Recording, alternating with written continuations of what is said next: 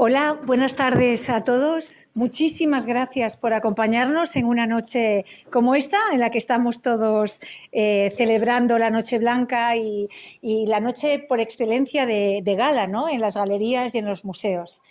Para nosotros, concretamente para mí, es un gran honor recibir en esta galería, recibir aquí en Asturias y tener aquí presentes a tres grandes del arte contemporáneo.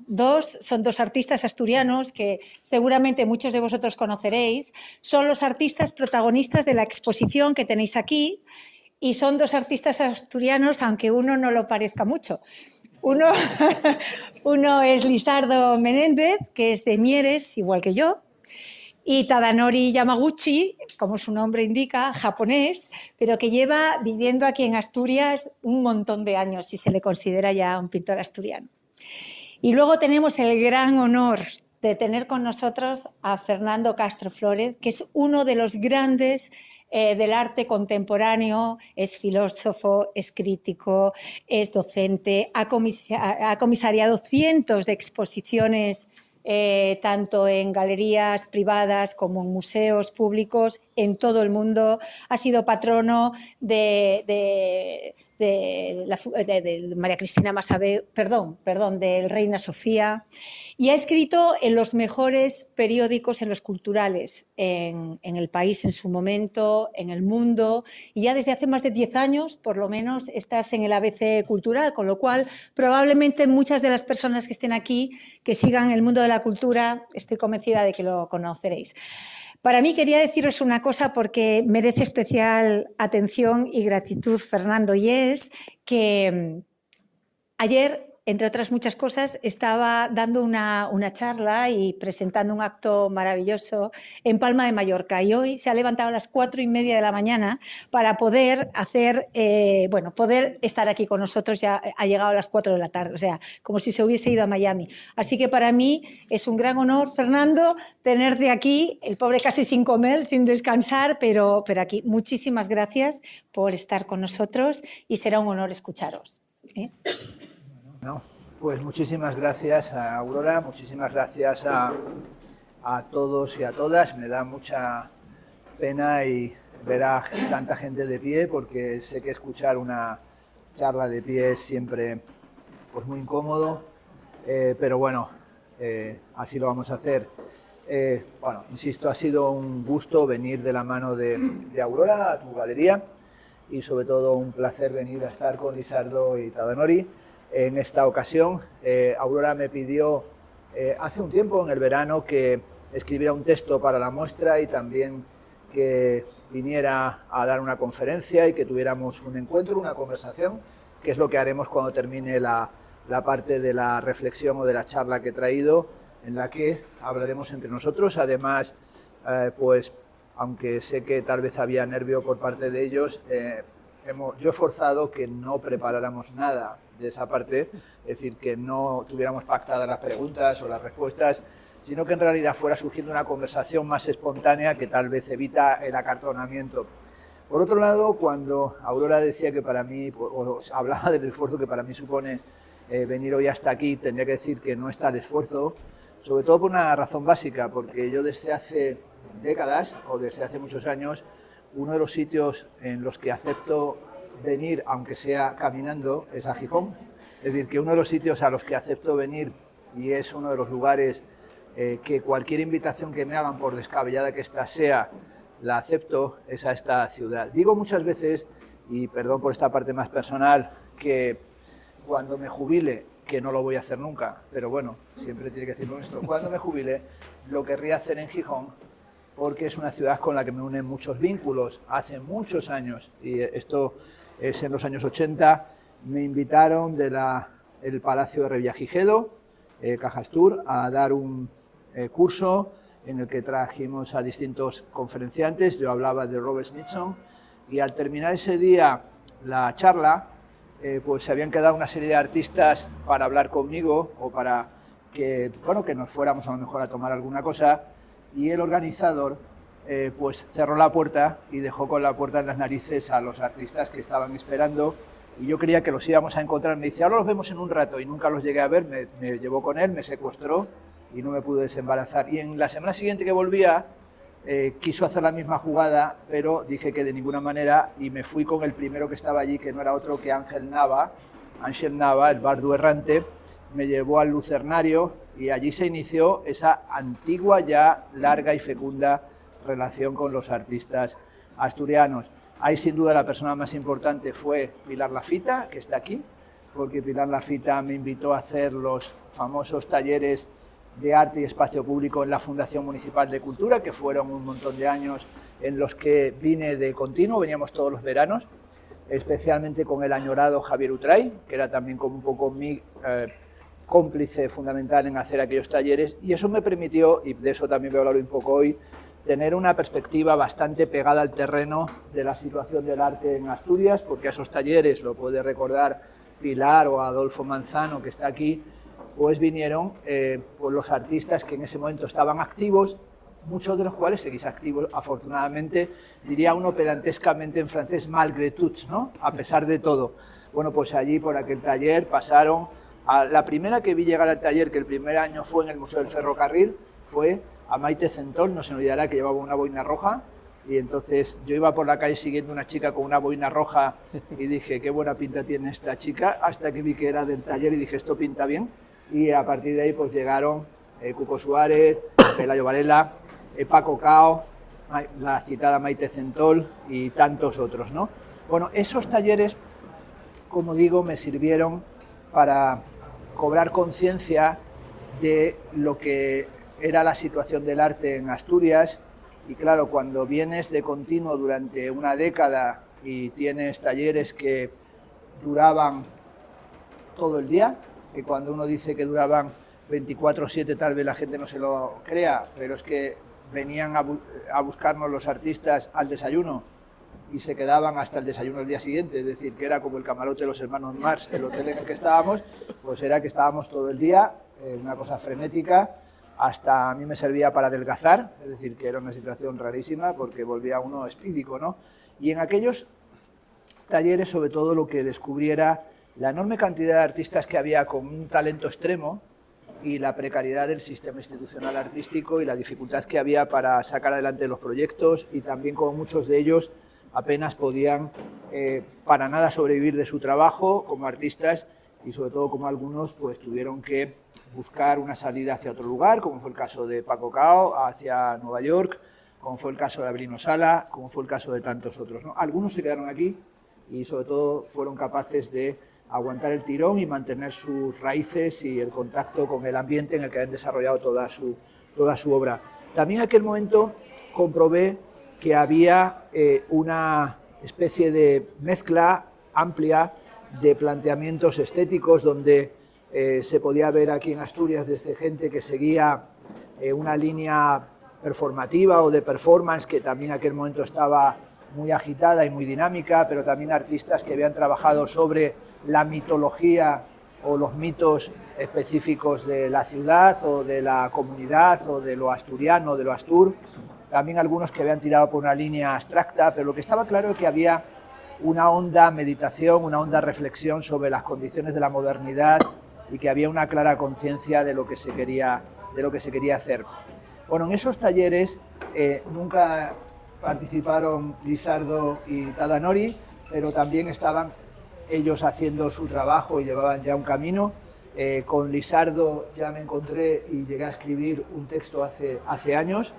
A Tadanori lo conocí a través de Ángel Antonio y en todo lo que eran las actividades que hacía también aquí, en exposiciones, pero también a través de la galería de Puxa, de su galería en Madrid. Y cuando me llamó Aurora y me dijo que si me apetecía escribir sobre ellos, pues me pareció que sí.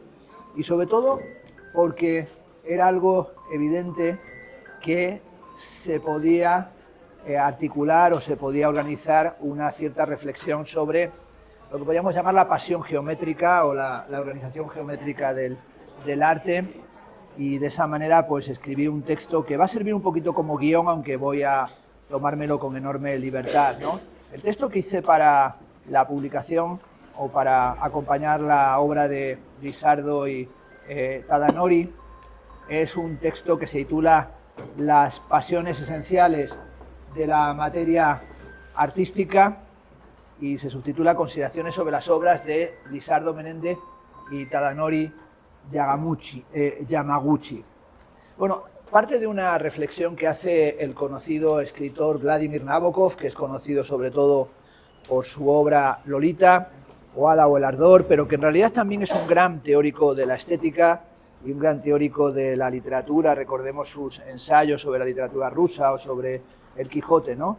En una ocasión le preguntaron qué es lo que más le maravillaba en la vida, qué era la cosa más maravillosa para él en la existencia, y dijo que la maravilla de la existencia es la autoconciencia y la conciencia, y los momentos en los que tienes conciencia de dónde estás y por qué quieres estar ahí.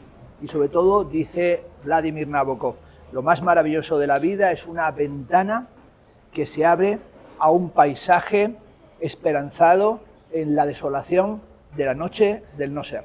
Es decir, lo más maravilloso es una ventana que se abre hacia algo maravilloso y desconocido en un momento en el que todo parece que está oscuro y en el que parece que lo único que sucederá será algo catastrófico. La catástrofe, y es algo que no me di cuenta hasta muy recientemente, ha sido un tema que me ha acompañado, bueno, la catástrofe como un tema teórico y un tema analítico, y sobre todo, bueno, pues hasta dediqué un libro entero a la catástrofe y a la catástrofe en el arte, que se titula Mierda y Catástrofe, un libro que me contó un librero que cuando la gente iba a comprarlo es como cuando antes iba a comprar preservativos, que la gente lo decía en voz baja y el de la farmacia lo repetía en voz alta, ¿no? Bueno, y entonces me dice que a veces iba gente así joven y en un papel decían, ¿me puede dar este libro? Pero claro, vas a un libro y le dices, quiero mierda y catástrofe, y dice, pues vete para tu casa, ¿no? Bastante mierda y catástrofe tengo con tener una librería, una galería, un espacio cultural, ¿no? Y entonces, bueno, en esa ocasión me di cuenta de que el tema de la catástrofe me daba vueltas en la cabeza desde hacía mucho tiempo, y sobre todo es un tema que se fue acentuando a raíz del atentado del World Trade Center del 11 de septiembre del 2001. En ese momento me llamó el día siguiente, el 12 de septiembre, me llamó la directora del Museo de Arte de Nuoro de Cerdeña, Cristiana Colu, que ha trabajado mucho con Paco Cao a raíz de ese contacto, y entonces me dijo, ¿por qué no hacemos una exposición sobre las catástrofes, tomando en cuenta el atentado del World Trade Center? Como sabéis, se hicieron muchas exposiciones, muchas películas, muchos libros teóricos sobre el impacto del World Trade Center, porque podemos decir que lo que somos, o que lo que sucede en nuestra época, está condicionado básicamente por una serie de acontecimientos catastróficos o que han hecho que cambie el paradigma. Por ejemplo, la caída del muro de Berlín en el año 1989, que significa el final del siglo XX y el final de lo que es el mundo soviético, el mundo bipolar, el atentado del World Trade Center y la llamada guerra contra el terrorismo, la crisis financiera, el austericidio y el robo bancario a escala planetaria acontecido en el 2008, 2009 y los años sucesivos, como bien sabemos, con la caída a partir de las hipotecas basura en el condado de Orange, la indignación en el año 2011 que empieza en Túnez, continúa en la Plaza Tahrir, continúa en la Plaza Sintagma de Atenas, continúa en las acampadas en las plazas españolas y termina en ocupar Wall Street en Nueva York, y por último lo que ha supuesto la COVID-19 con el confinamiento del 2020. En realidad, para los que tenemos unos cuantos años, somos como expertos en catástrofes, porque prácticamente ha ido uno viendo catástrofe tras catástrofe, como derrota tras derrota hasta la derrota final. Y en aquella ocasión me decía Cristiana que por qué no pensábamos la catástrofe, no en el sentido gigantesco de lo que es el atentado del World Trade Center, sino la catástrofe como la catástrofe mínima, la catástrofe que sucede en el ámbito de tu casa, el pequeño traspiés que hace que tu existencia cambie completamente. Bueno, a partir de ahí pensamos en una frase que pronuncia David Lynch cuando hace la película Carretera Perdida, en la que dice lo siguiente: una casa es un sitio donde todo puede ir mal. Es decir, la más fuerte de las catástrofes sucede en el ámbito cotidiano, sucede en el ámbito doméstico. En cierta medida, la catástrofe es, como decía Benjamin, o ya no es el último acto de la tragedia. Catástrofe es el telón final, es el Deus ex machina, se acaba toda la tragedia, todo el drama. La catástrofe es que las cosas sigan siendo igual. Y la catástrofe es el día de la marmota, la catástrofe es que no encontremos salida y soluciones. La catástrofe es, como dice Vladimir Nabokov, que no se abra una ventana esperanzada en la noche del no ser, es decir, que en medio de la oscuridad no haya la posibilidad de que surja algo diferente de lo que tenemos, ¿no? Y esa dimensión de lo catastrófico es algo que quería poner en relación con dos artistas anticatastróficos, como son Lizardo y Tadanori, que en cierta medida lo que aquí decía es que son artistas que en una época en la que a veces la estética o el arte predominante o el contexto cultural es un completo regodeo en lo repugnante, o una especie de postureo generalizado, sin embargo ellos piensan que todavía es posible realizar obras que busquen el sentido de lo maravilloso y que fundamentalmente apelen a una pulsión fundamental para que el arte tenga algún sentido, que es la detención del tiempo, es decir, un tiempo que se vuelve un tiempo detenido y un tiempo que se vuelve contemplativo.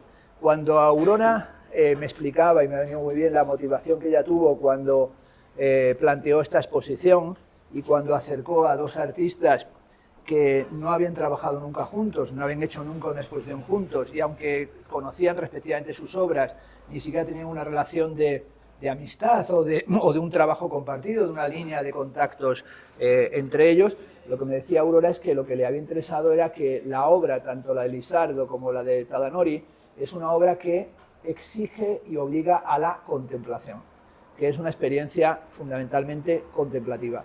Y hoy hablar de una experiencia contemplativa es hablar de un tiempo detenido, de una actitud que sea de parar, contemplar, respirar y meditar, y sobre todo una dinámica en la que uno se sustrae a la habitualidad o a lo que es lo acostumbrado, que es la percepción distraída. Hace no mucho apareció esa estadística que han hecho entre el Metropolitan Museum y el Louvre y la Tate Modern, en la que han calculado cuánto tiempo se detiene los espectadores delante de las obras en los museos, y bueno, dicen que está actualmente entre 2 segundos 7, 3, 5, 3 segundos y medio delante de las obras. Eso quiere decir que si ante algunas obras nos detenemos mucho porque son las obras de las audioguías, ¿no? O si ante, por ejemplo, la Gioconda nos tiramos 20 minutos para poder llegar a hacernos el selfie, quiere decir que la totalidad del museo la hacemos en patinete, es decir, que la hacemos a la carrera, es decir, que no vemos nada. Una situación que además es muy común. Hace unos años, cuando yo estaba en el patronato del Museo Nacional Centro de Arte Reina Sofía, acudieron al museo a pedirnos ayuda y colaboración las grandes empresas de tour operators del arte que actúan sobre la ciudad de Madrid y que llevan en el tour operator cultural a la gente a ver el Prado, a ver el Thyssen, a ver el Reina, y en un momento dado nos dijeron así muy serios: mire, tenemos un problema, y es que en el Reina Sofía sale la gente destrozada. Sale la gente con una empanada mental impresionante, no sienten las piernas como Rambo, y además cuando salen ya no tienen ni ganas de comer, ni quieren ir a ningún sitio porque han acabado demolidos. Y nos dijeron, tenemos una necesidad, y es que tienen que llegar y rápidamente ver el Guernica, y así se van rápidamente. Si ponéis el cuadro más cerca de la puerta, pues va a venir mejor porque no molestaremos a nadie. Claro, como sabéis, en el Reina Sofía el Guernica está donde está, y eso quiero decir que sé cómo es eso, porque yo participé en su reinstalación con el director Borja Villel, y está colocado, todos habéis ido, si no lo haréis en algún momento, y como uno sabe, para llegar hasta el Guernica hay que pasar por delante de un montón de obras y de un montón de estratos artísticos, históricos, discursivos y de archivos. Por ejemplo, uno entra por el Ballet Triádico de Oscar Schlemmer, ¿no? Y tenemos siempre libros y libros llenos de gente que se queja y dice: he visto una cantidad de mierda enorme antes de llegar a ver el Guernica, ¿por qué no lo...? Y todo el mundo, esto quiero verlo. Y como que uno entra y dice, ¿por qué no lo tenéis ahí en la entrada? Y ya lo veo, me hago la foto, y todo el mundo lo que quería siempre era hacerse la foto, no se dejaba, y ahora la única novedad es que ya dejan hacerse la foto en el Guernica y ahora todo el mundo está encantado de haberse conocido, ¿no? Y en ese momento que estábamos así, uno que dijeron que era el CEO de la empresa que más turismo mueve en la ciudad de Madrid, dijo, bueno, nosotros estamos hasta dispuestos a pagar más, dar dinero al museo, e incluso que nuestros turistas paguen una entrada que sea el doble del precio de la entrada del turista normal, con tal de que el cuadro lo vean nada más entrar. Es decir, y le dije, ¿y si lo ponemos fuera del museo en la puerta, qué tal? Dice, no, tienen que entrar porque así. Y entonces yo, por exacerbar la ridiculez, dije, mira, una cosa, si hacéis esto, lo vamos a aceptar, pero con la condición de que pongáis un pasillo deslizante aeroportuario, desde la puerta, que lleve directamente hasta el Guernica, y que tenga allí una parada y luego otro de salida, y que no se pare en ningún sitio, ¿no? Como cuando uno va a la T4, ¿no? Y sale en el satélite, que o si no tienes paseos de distantes no llegas nunca hasta ese vuelo y lo pierdes inevitablemente, ¿no? Y entonces me dijeron ellos, es una idea cojonuda, lo pagamos nosotros. Dije, pero pobres locos, no lo vamos a hacer. Pero la idea es que ellos querían, evidentemente, ir a la carrera, ¿no? Y verlo todo una sola vez. Y en realidad, las obras de estos dos artistas lo que hacen es obligarte a parar. Ayer que estaba, bueno, pues como decíamos, en Mallorca y como muy despistado y sin nada claro, cuando me fui a acostar a las 2 de la mañana para levantarme 2 horas después, pues me puse a ojear en internet y lo que encontré fue un artículo muy llamativo que era que Joycey, que supongo que alguien sabe quién es, Joycey, ¿no? El influencer de moda, pues Joycey se ha hecho una casa que llama Villa Joycey, ¿no? Que está en La Mancha, bueno, suena un poco raro, pero la Villa Joycey, ¿no? Y esta Villa Joycey, él ha dicho que ha rescatado una casa de sus tías abuelas y con suelos hidráulicos la ha remontado, no sé qué, y dice, y he colocado en la entrada de mi casa una divisa latina que me ha prestado un amigo, que me la ha citado, que dice Festina Lente, a saber, apresúrate despacio. Dije, este no es ningún tonto. Esta es la base de la contemplación, apresúrate despacio. Esto es un delfín que se enrosca en un ancla. Esa es la propuesta para el próximo milenio que hace Italo Calvino. La primera es levedad, la siguiente es lentitud. Ir frente a la velocidad, frente a la aceleración, frente al apresuramiento, la lentitud. Es decir, el momento en el que el tiempo dota a nuestra vida de algún sentido. Pero si estos artistas también confían en lo maravilloso y en lo contemplativo, sobre todo lo que yo encontré en la obra de Tadanori y en la obra también de Lizardo, o les quería unir en ello, es sobre todo que sus obras las podíamos entender como obras geométricas, y aunque parezca paradójica, es una geometría que la podemos calificar como una geometría en la que es fundamental lo orgánico, o una relación de lo geométrico y lo orgánico. Bueno, esto en el texto no lo digo, pero esta relación entre lo geométrico y lo orgánico es un asunto central en la historia del arte del siglo XX.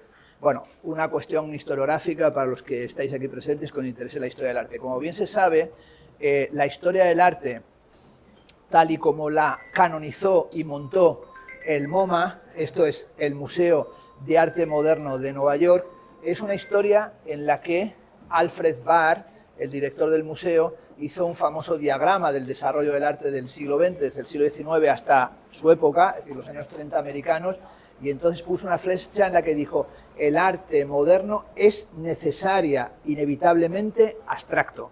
Es decir, el arte moderno no es sino abstracto. Las dos fuentes del MoMA, las dos fuentes del arte moderno para Alfred Barr, y el MoMA lo copió todo, o sea, todos los museos del mundo copiaron el esquema de Alfred Barr del MoMA. Alguien dirá, ¿dónde lo copiaron? Pues lo copió más adelante el Pompidou. Pero es que en España, por ejemplo, cuando viene Alfred Barr, él sanciona y canoniza el Museo de España que lo copia, que fue el Museo de las Casas Colgadas, de lo que es actualmente la Fundación Juan March, que él dijo es el museo de pequeño formato más bello del mundo. ¿Por qué?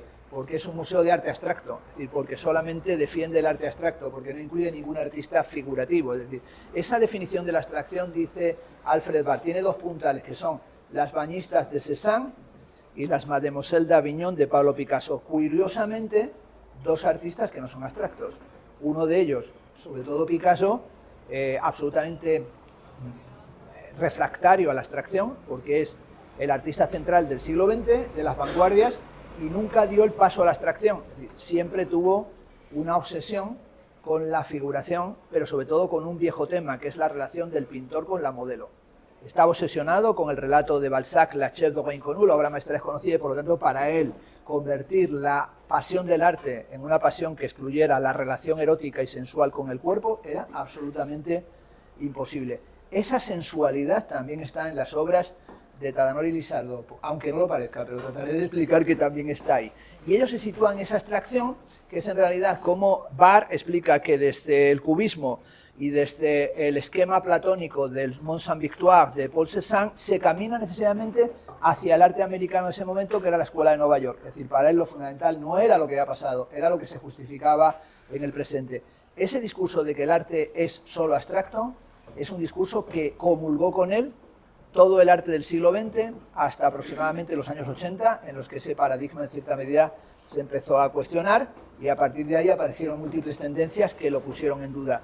Hoy en día, ser un artista geométrico, como lo es Lisardo, y ser un artista abstracto orgánico, como lo es Tadanori, tiene que ver con la conciencia de lo que ha supuesto en el siglo XX la abstracción, es decir, saber con qué tradición se dialoga, pero también tratar de evitar la ortodoxia de esa abstracción, es decir, tratar de evitar lo que en esa abstracción se volvió rígido y acartonado, porque como bien sabemos, la abstracción inicial, es decir, los primeros artistas abstractos, a saber, el primer Kandinsky, y sobre todo su reflexión sobre el punto y línea sobre el plano, o de lo espiritual en el arte, o sobre todo los cubofuturistas y los suprematistas, con los que en algún momento podemos ver que el propio Lisardo establece una referencia, no citacionista, pero sí toma conciencia de lo que fue el cubismo, el suprematismo. Lo que buscaban era disolver la figuración en un nuevo mundo, que era un mundo del final de la articulación de un arte burgués y la aparición de un arte que estuviera al servicio del pueblo. Por eso, en realidad, el cubofuturismo rápidamente se convirtió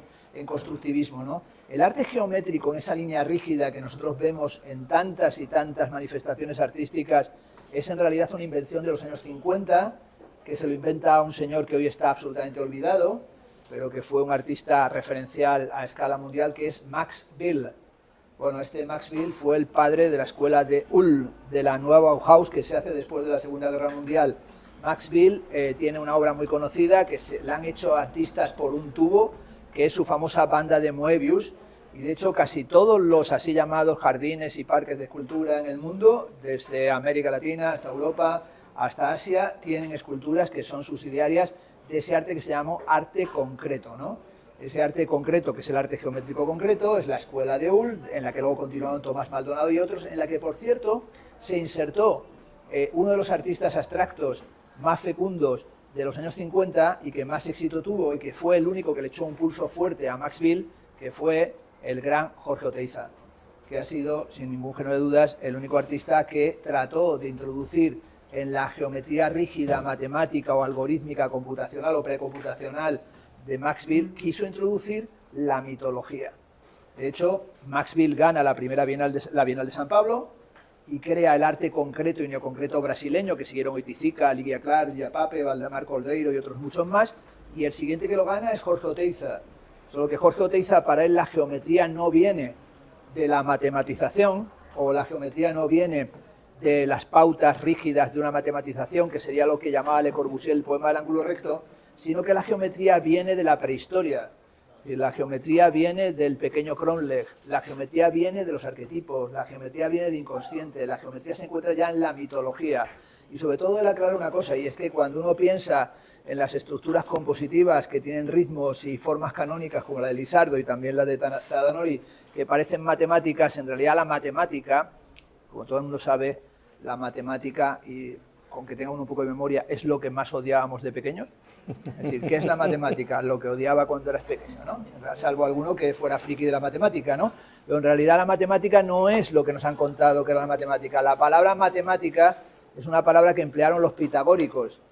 Matemática, no significa esa basura de estar haciendo todo el día operaciones algebraicas o operaciones numéricas. Matema es lo que se comprende, lo que es comprensible intuitivamente. Por lo tanto, la matemática es una forma de comprensión del mundo.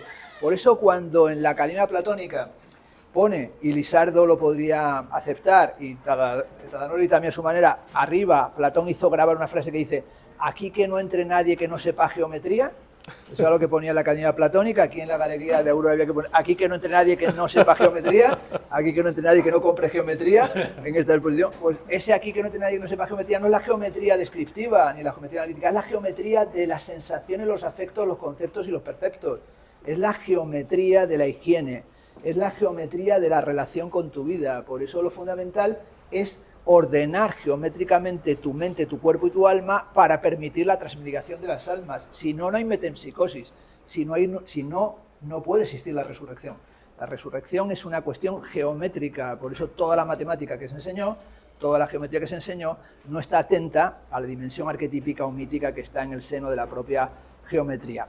Bueno, si estos artistas son geométricos, que lo son, y especialmente Lisardo de una manera muy clara, también lo son orgánicos, porque una parte de la evolución del propio arte abstracto es cuando, más o menos en los años 50, se crea ese gran momento del que viene Tadanori a su manera, que es la escultura abstracta orgánica. Esa escultura abstracta orgánica, bueno, en el caso de la escultura, como sabe aquí el compañero, el momento fundamental lo que se llama la era del hierro, está aquí Alba, que esos temas se lo sabe de sobra, y la era del hierro es como Julio González cambia la historia de la escultura, es decir, como Julio González crea lo que se llama la era del hierro, y es la época en la que trabajan González y Picasso, que en realidad Picasso es uno de los escultores más importantes del siglo XX. Cuando después de la Segunda Guerra Mundial el ministro de Cultura, André Malraux, le dice a Picasso que haga una exposición, curiosamente Picasso dice, sí, pero de escultura, y dice él, pero de escultura, ¿cómo va a haber si tú no eres escultor? Dice, yo tengo un montón de esculturas, no las había enseñado, y por eso su famosa exposición, el Gran Palais, Petit Palais, después de la Segunda Guerra Mundial, es de esculturas, que dice la gente, le canonizaron como pintor, que va, como escultor, y apareció Picasso, y cuando ya vieron que si ya había sido el jefe de la película como pintor, cuando ya decidió aparecer como escultor y vieron lo que había hecho con la escultura, ya se quedaron todos muertos, y cuando ya decidió hacer alfarería, hacer platos y modificó la historia de la cerámica, ya la gente no sabía qué hacer, y cuando tenía 80 años para 90 decidió hacer la serie del cobre con los hermanos Glemdenich, pues ya dijeron, hay que tirar los pinceles al suelo porque ha venido un destroyer total, que no hay manera de hacer nada que no haya hecho él, ¿no?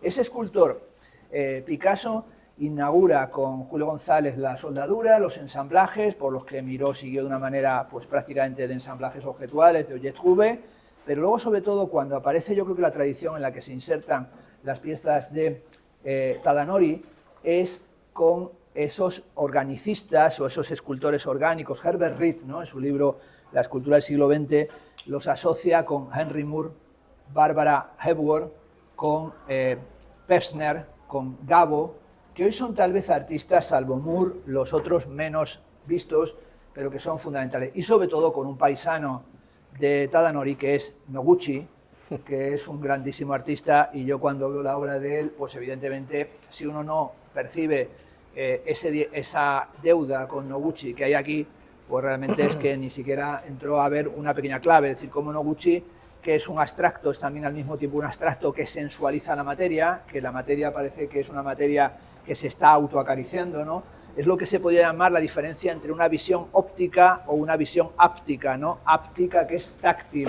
Las esculturas de Tadanori pues entran unas ganas enormes de tocarlas y acariciarlas, no hay por qué hacerlo, pero en realidad tienen esa sensación de que nuestra mirada ya las está tocando. En los dos, sin duda está muy presente la preocupación y la obsesión por la belleza, y es un tema que aquí puse, y sin duda hay que subrayarlo, sobre todo por una razón básica. Nos hemos dejado convencer a lo largo del siglo XX y todavía hasta el siglo XXI de que la belleza es un territorio prohibido. Es decir, en realidad las estéticas desde la vanguardia hasta la contemporaneidad han tenido una voluntad de atacar y desmantelar cualquier posibilidad de la belleza. Eso le llevó a Zurdanto a escribir un libro que se llama The Abuse of Beauty, el abuso de la belleza, es decir, cómo la belleza ha sido profanada y abusada. Pero en realidad el renunciar a la belleza, el renunciar a la belleza contemporánea, es un error artístico y es una vergüenza estética. Es decir, hay que reinventar la belleza, pero sobre todo hay que inventar una belleza nueva que no sea una reivindicación de la belleza tradicional, ni de la belleza neoclásica, ni de la belleza pretérita, porque cuando hoy hablan, y esto, como sabéis, en las redes sociales es el gran desastre del presente, y es que, bueno, yo creo que todos, incluido yo, los que hablamos de arte por las redes sociales, solamente decimos bobadas y majaderías, pero sobre todo la majadería principal son todos los comentaristas de arte en las redes sociales que son haters en realidad del arte contemporáneo, y lo único que defienden es una vuelta a lo decimonónico, y lo único que defienden es que regresemos a patrones y a fórmulas, y entonces tienen nostalgia de los Uffizi, tienen nostalgia de Caravaggio, tienen nostalgia de Tiepolo, de Tiziano, tienen nostalgia de Velázquez, tienen nostalgia de la pintura del siglo XVIII, les gustaría que volviera Chardin, y ahí Oteiza les viene a soltar la frase que necesitan, que es la siguiente, que la escriben quos quotandem: una sociedad que no tiene cine contemporáneo, danza contemporánea, diseño contemporáneo, arquitectura contemporánea, literatura contemporánea, estética contemporánea, no puede regodearse en un arte del pasado que ni siquiera contribuyó a realizar. Y no podemos estar siempre ahí regodeando, no sé, como te dice alguna gente, a mí me gusta más el Prado que el Reina, pues vete a pastar al Prado. Es decir, o sea, me gusta más el Prado, pero ¿cómo te va a gustar más el Prado? Primero, por una razón básica, no te puede gustar el Prado, ni que lo intentes, por una razón básica. Para que el Prado te interese, como dice la gente, es que se entiende mejor el arte del Prado y del Louvre o del Hermitage. Digo, ¿cómo va a ser eso posible? Para entender el Prado hay que entrar, se lo digo mucho a mis alumnos y me miran con cara de que el profe está loco, digo, hay que entrar en una mano con la Biblia y en la otra mano hay que llevar, y pesan mucho, los 3 tomos de las Metamorfosis de Ovidio, el Asno de Oro y el Decamerón, y también los Trabajos y los Días, la Ilíada y la Odisea. Ese brazo va un poco contrapesado, pero bueno, hay que llevar ahí la mitología grecolatina y la Biblia, porque si no, cuando uno ve aquello, ¿qué es lo que ve? Pues una mujer montada en un toro, ¿y eso qué es? El rapto de Europa. Pero ¿Europa qué era? Lo de Angela Merkel, lo de la Ursula von der Linden, es decir, ¿por qué va montado? Sale una mujer apretándose el pecho y de repente sale un chorro de leche y otro allí que bebe. Eso se llama el origen de la Vía Láctea. ¿Qué pasa? ¿Que daban a mamar así a distancia? Es decir, ¿por qué era esto tan raro? Es decir, o sale otra con una bandeja con unos ojos en la bandeja o con los pechos cortados en una bandeja. ¿Qué era esto? ¿Sadismo, automutilación? No, señores, mitología. Cuando uno entra en el Prado, hay 3 casetones. Seguro que casi nadie se ha fijado, o se fija poca gente. Tenemos en el Prado 3 piezas de Botticelli, que son 3 de una pieza que tiene en realidad 4 y es una pieza única. La historia de Nastallo dell'Onesti. ¿Ok? ¿Alguien la vio? Bien, pues buscadla cuando te pongáis los teléfonos en marcha, salvo el amigo que lo tenía en marcha todo el rato. Bien, pues lo buscáis ahí. Y entonces, ¿qué es lo que ve uno? Pues tenemos 3 casetones de los 4 originarios, el otro está en Italia. Es un regalo nupcial. Lo encargaron para una boda y lo encargó el marido para la futura esposa. Y entonces, ¿qué se ve? Se ve a un caballero, ahora recordáis el cuadro, montado en un caballo con una espada, persiguiendo a una mujer desnuda a través de un bosque. Lleva unos perros, el cuadro es cinemático, se la ve en distintas posiciones tanto al caballero como a la mujer. En el otro cuadro la da alcance, le pega un tajo en la espalda, le arranca el corazón y se la da de comer a los perros. Y en el tercero que tenemos, de repente los árboles están talados, hay una mesa de una celebración y vuelve a aparecer el caballo persiguiendo a la mujer. ¿Qué es eso?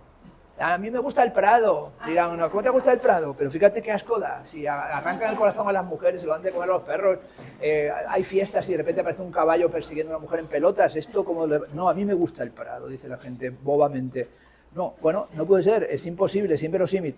¿Eso qué es? Pues es un capítulo del Decamerón, en el que se explica que las mujeres no deben ser infieles, porque si lo son, les sucede eso. Es un cuadro sobre la historia de la infidelidad en el mundo mítico clásico. Por tanto, eso de entrar, sin embargo, en el Reina Sofía no hay que entender nada. Hay que entender. O sea, entras allí, chipum, es decir, puedes hasta ir con el bocata de calamar, que es el brillante de al lado, y entras, sales, y o sea, y no es que me calenté la cabeza, pues será porque tienes la cabeza hueca, pero no hay mucho que pensar. Luego ya se te puede meter una dinámica de aprender, de estudiar, de interesarte, de contemplar, de analizar. Pero de entrada, los conocimientos mitológicos, religiosos, devocionales que se requieren son otros, por lo tanto, no se puede estar así. Pero sobre todo la belleza no puede ser un anhelo de una nostalgia, de un regreso a un tiempo pasado. Esto, por ejemplo, uno de mis archienemigos, que fuimos amigos, pero ahora nos llevamos como el perro y el gato, bueno, nos llevamos fatal, lógico. Bueno, ya no nos podemos llevar ni siquiera mal, porque ya está en el otro mundo, ¿no? Era con Vargas Llosa, que... Bueno, pues aunque al principio nos hicimos muy amigos, cuando sacó el libro sobre la cultura del espectáculo, se acabó la amistad. Porque dice en su actitud siempre de que hay que volver a Flaubert, que hay que volver a Balzac, ¿no? Y él mismo cree que es Flaubert, creía que era Flaubert redivivo, estaba ido de la cabeza. Pues entonces dice, lo del arte contemporáneo es una vergüenza, ¿no? Es repulsivo. Porque en realidad fui un día a una exposición y vi un palo en una esquina y parecía un palo de escoba. Y me dijeron que era una escultura.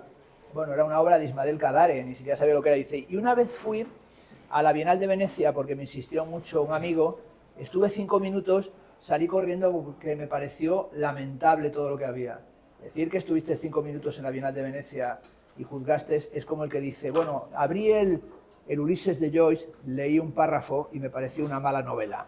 Es decir, quiere decir que ni siquiera lo analizaste. Es decir, para enjuiciar el arte del siglo XX-XXI hay que hacer un esfuerzo también de conocimiento, de contemplación y de análisis.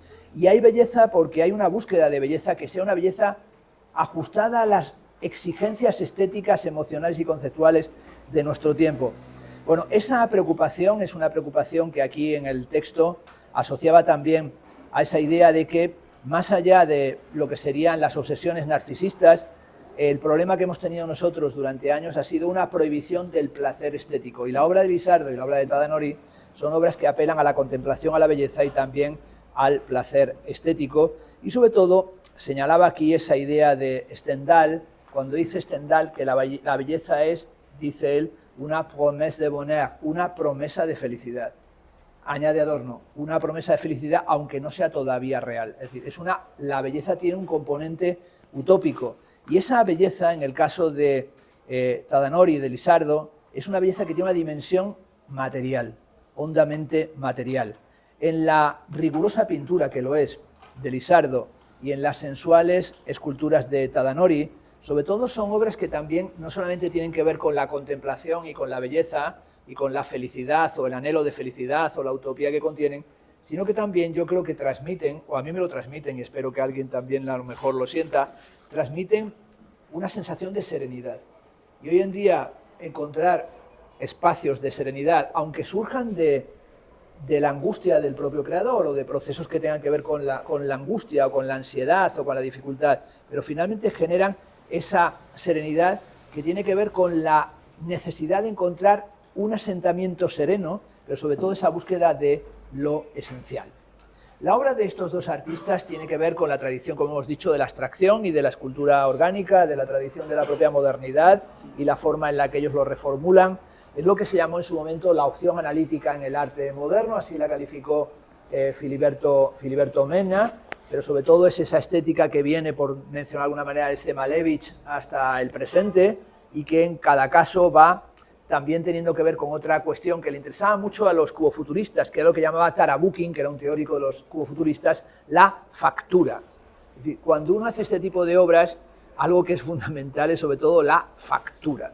No la factura de lo que vale, la factura, ¿no? Es decir, la terminación. Es decir, y esa factura tiene que ser también una factura que en función de lo que buscan tiene que ser perfecta. Es decir, esa búsqueda tiene que ver también con la obsesión que tienen los dos por pequeños detalles que además son solo detalles que tal vez ellos únicamente perciben y que están esperando que alguien pueda entrar en esa percepción de ese pequeño detalle que tienen las esculturas y que a veces son decisiones hiperobsesivas y súper calenturientas de qué grosor tiene que tener una línea, qué color matiza con el otro.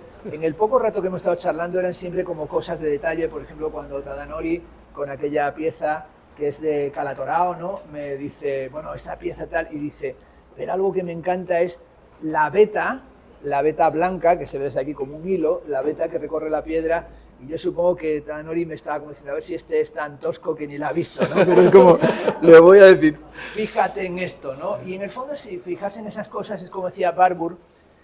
Barbour dice de la historia del arte, el buen Dios está en los detalles. Esto lo puede decir hasta un ateo. El buen Dios está en los detalles. Es decir, el arte es una obsesión por los detalles que a veces son microscópicos y que casi nadie percibe. Y un amante del arte es inevitablemente un detallista. Y alguien que se fija en los detalles, en esas pequeñas cualidades, ¿no? Y sobre todo en un mundo desquiciado, que lo es, como el nuestro, en un mundo de déjà vu, en un mundo de información y contrainformación, la obra de Tadanori y de Lisardo suspenden las preocupaciones sin ser meramente escapistas. Puse aquí una cita que, bueno, sí que me gustaría leer, y es que al filósofo francés Gilles Deleuze le preguntaron una ocasión qué tiene que ver el arte con la información. Hay muchos artistas que yo no sé si inercialmente o porque así lo creen, dicen que lo que a ellos les interesa en el arte es comunicar. Y es que a mí me gusta comunicar, o yo transmito información. O cuando, por ejemplo, Lisardo me decía, bueno, una palabra que le parecía funesta era dialogar. Dice, las obras no dialogan, las obras tienen una presencia estética determinada, pero no es una conversación, no es una comunicación. Es decir, el paradigma informativo y comunicativo lastra también la obra de arte. Y dice Deleuze ante esa pregunta, ¿qué relación existe entre la obra de arte y la información? Y dice él categóricamente, ninguna. Y dice, la obra de arte no tiene nada que ver con la comunicación. tiene cierta relación acaso con la información, pero como acto de resistencia. ¿Qué misterioso lazo, dice Deleuze, puede existir entre una obra de arte y un acto de resistencia si los hombres que resisten no tienen ni tiempo ni muchas veces la cultura necesaria para establecer una mínima relación con el arte? Es decir, no hay tiempo para relacionarse con el arte. No lo sé. No todo acto de resistencia es una obra de arte, aunque en cierto modo lo sea. No toda obra de arte es un acto de resistencia, sin embargo, en cierta manera lo es. Y estos dos artistas son artistas resistentes. Y sus obras son resistentes. Bueno, las de Tadanori hasta pesadas, ¿no? Porque le pregunté, ¿cuánto pesa? Porque a mí me interesa esa cosa, ¿no? Weights, ¿no? El peso del arte. Y le dije, ¿cuánto pesa la de Calatrava? Y me dijo, 80 kilos, ¿no? Más o menos como diciendo, él las tiene bien pesadas. Que es un tema también del arte abstracto, minimalista. Por ejemplo, Richard Serra, en su texto programático, está en el catálogo que hicimos en el Reina Sofía, se llama Weights, peso. Dice, el tema del arte es el peso. Y añade, el peso de la historia, el peso de la culpa, el peso del resentimiento, el peso de tus obsesiones, el peso de tus ignorancias, el peso de tus olvidos. Es decir, el peso, es decir, las cosas pesan. Y pesan, y a veces se consigue, gracias al arte, que sean pesadas y leves. Es decir, que lo que consiguen también aquí es cómo hacer que la geometría no sea rígida, cómo hacer que lo pesado cambie su estructura y parezca que en el fondo es leve. Y esta idea es también de una obra, la de ellos, que tiene que ver con cómo generar hoy una experiencia de la realidad en un momento en el que a veces lo que querríamos sería escapar de ella.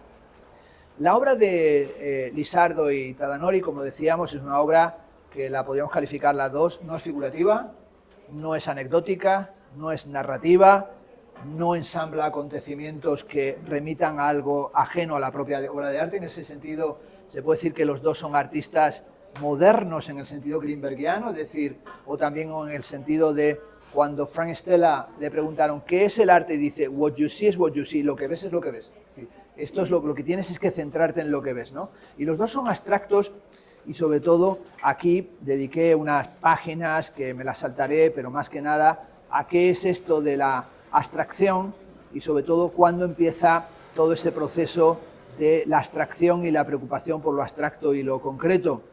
En la enciclopedia de D'Alembert y Diderot ya se hablaba de la abstracción como un proceso de estimulación y de formación, pero sobre todo la abstracción como un proceso que tiene que ver con la reflexividad, evidentemente también con la dimensión que el arte tiene de proceso reflexivo, porque siempre parece como si el arte fuera únicamente sensorialidad, o a veces se dice los artistas no son muy reflexivos, son más bien viscerales.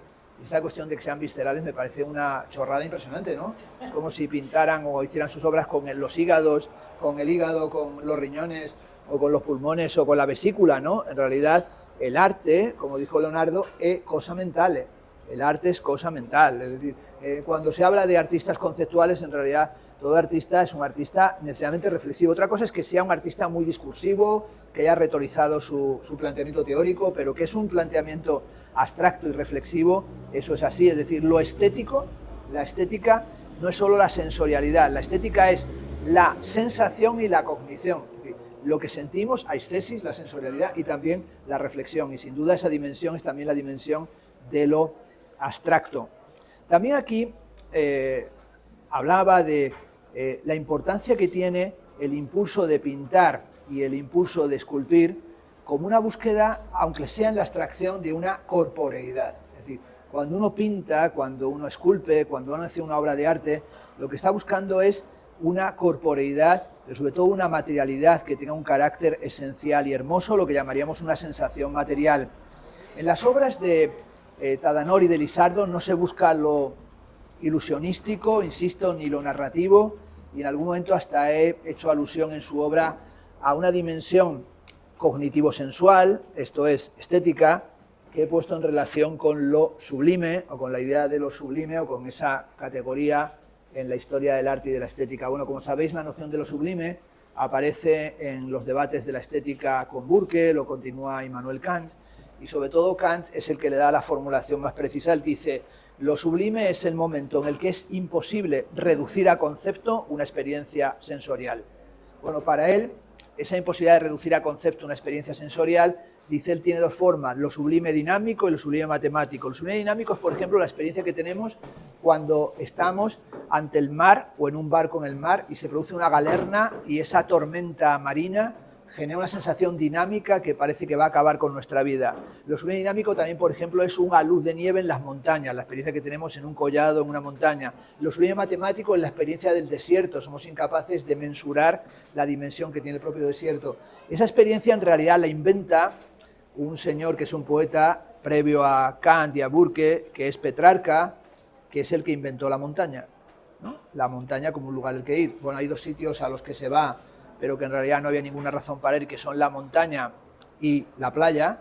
En realidad el segundo es el más horrible, al que no se debe ir ni a tiros, aunque esté tan cerca de aquí, dado que es anticivilizatorio bañarse en el mar, eso lo sabe todo el mundo desde Homero y desde Hesíodo, pero bueno, no lo voy a explicar ahora, y sencillamente la montaña se convirtió en un objeto estético que no lo había sido nunca cuando Petrarca sube al Mont Ventoux, y sube a lo alto del Mont Ventoux con un libro en la mano, esa ascensión es mítica, y cuando sube a lo alto del Mont Ventoux, abre el libro y dice, se abrió solo por una página, vale, la llevaba marcada, porque si no, no puede ser. Y leyó allí, es bueno subir a los espacios más altos del mundo para darte cuenta de la inmensidad de la Tierra y de que hay siempre algo más grande e incomprensible que tú, que es inevitablemente la grandeza del Señor.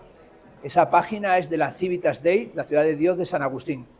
Ascendió, fue el primer escalador que subió a una montaña con un libro en la mano, con la ciudad de Dios. Esa relación entre lo pequeño que te sientes y lo grande que experimentas el mundo y la trascendencia, aunque sea desde la ausencia de una creencia religiosa determinada, es lo sublime.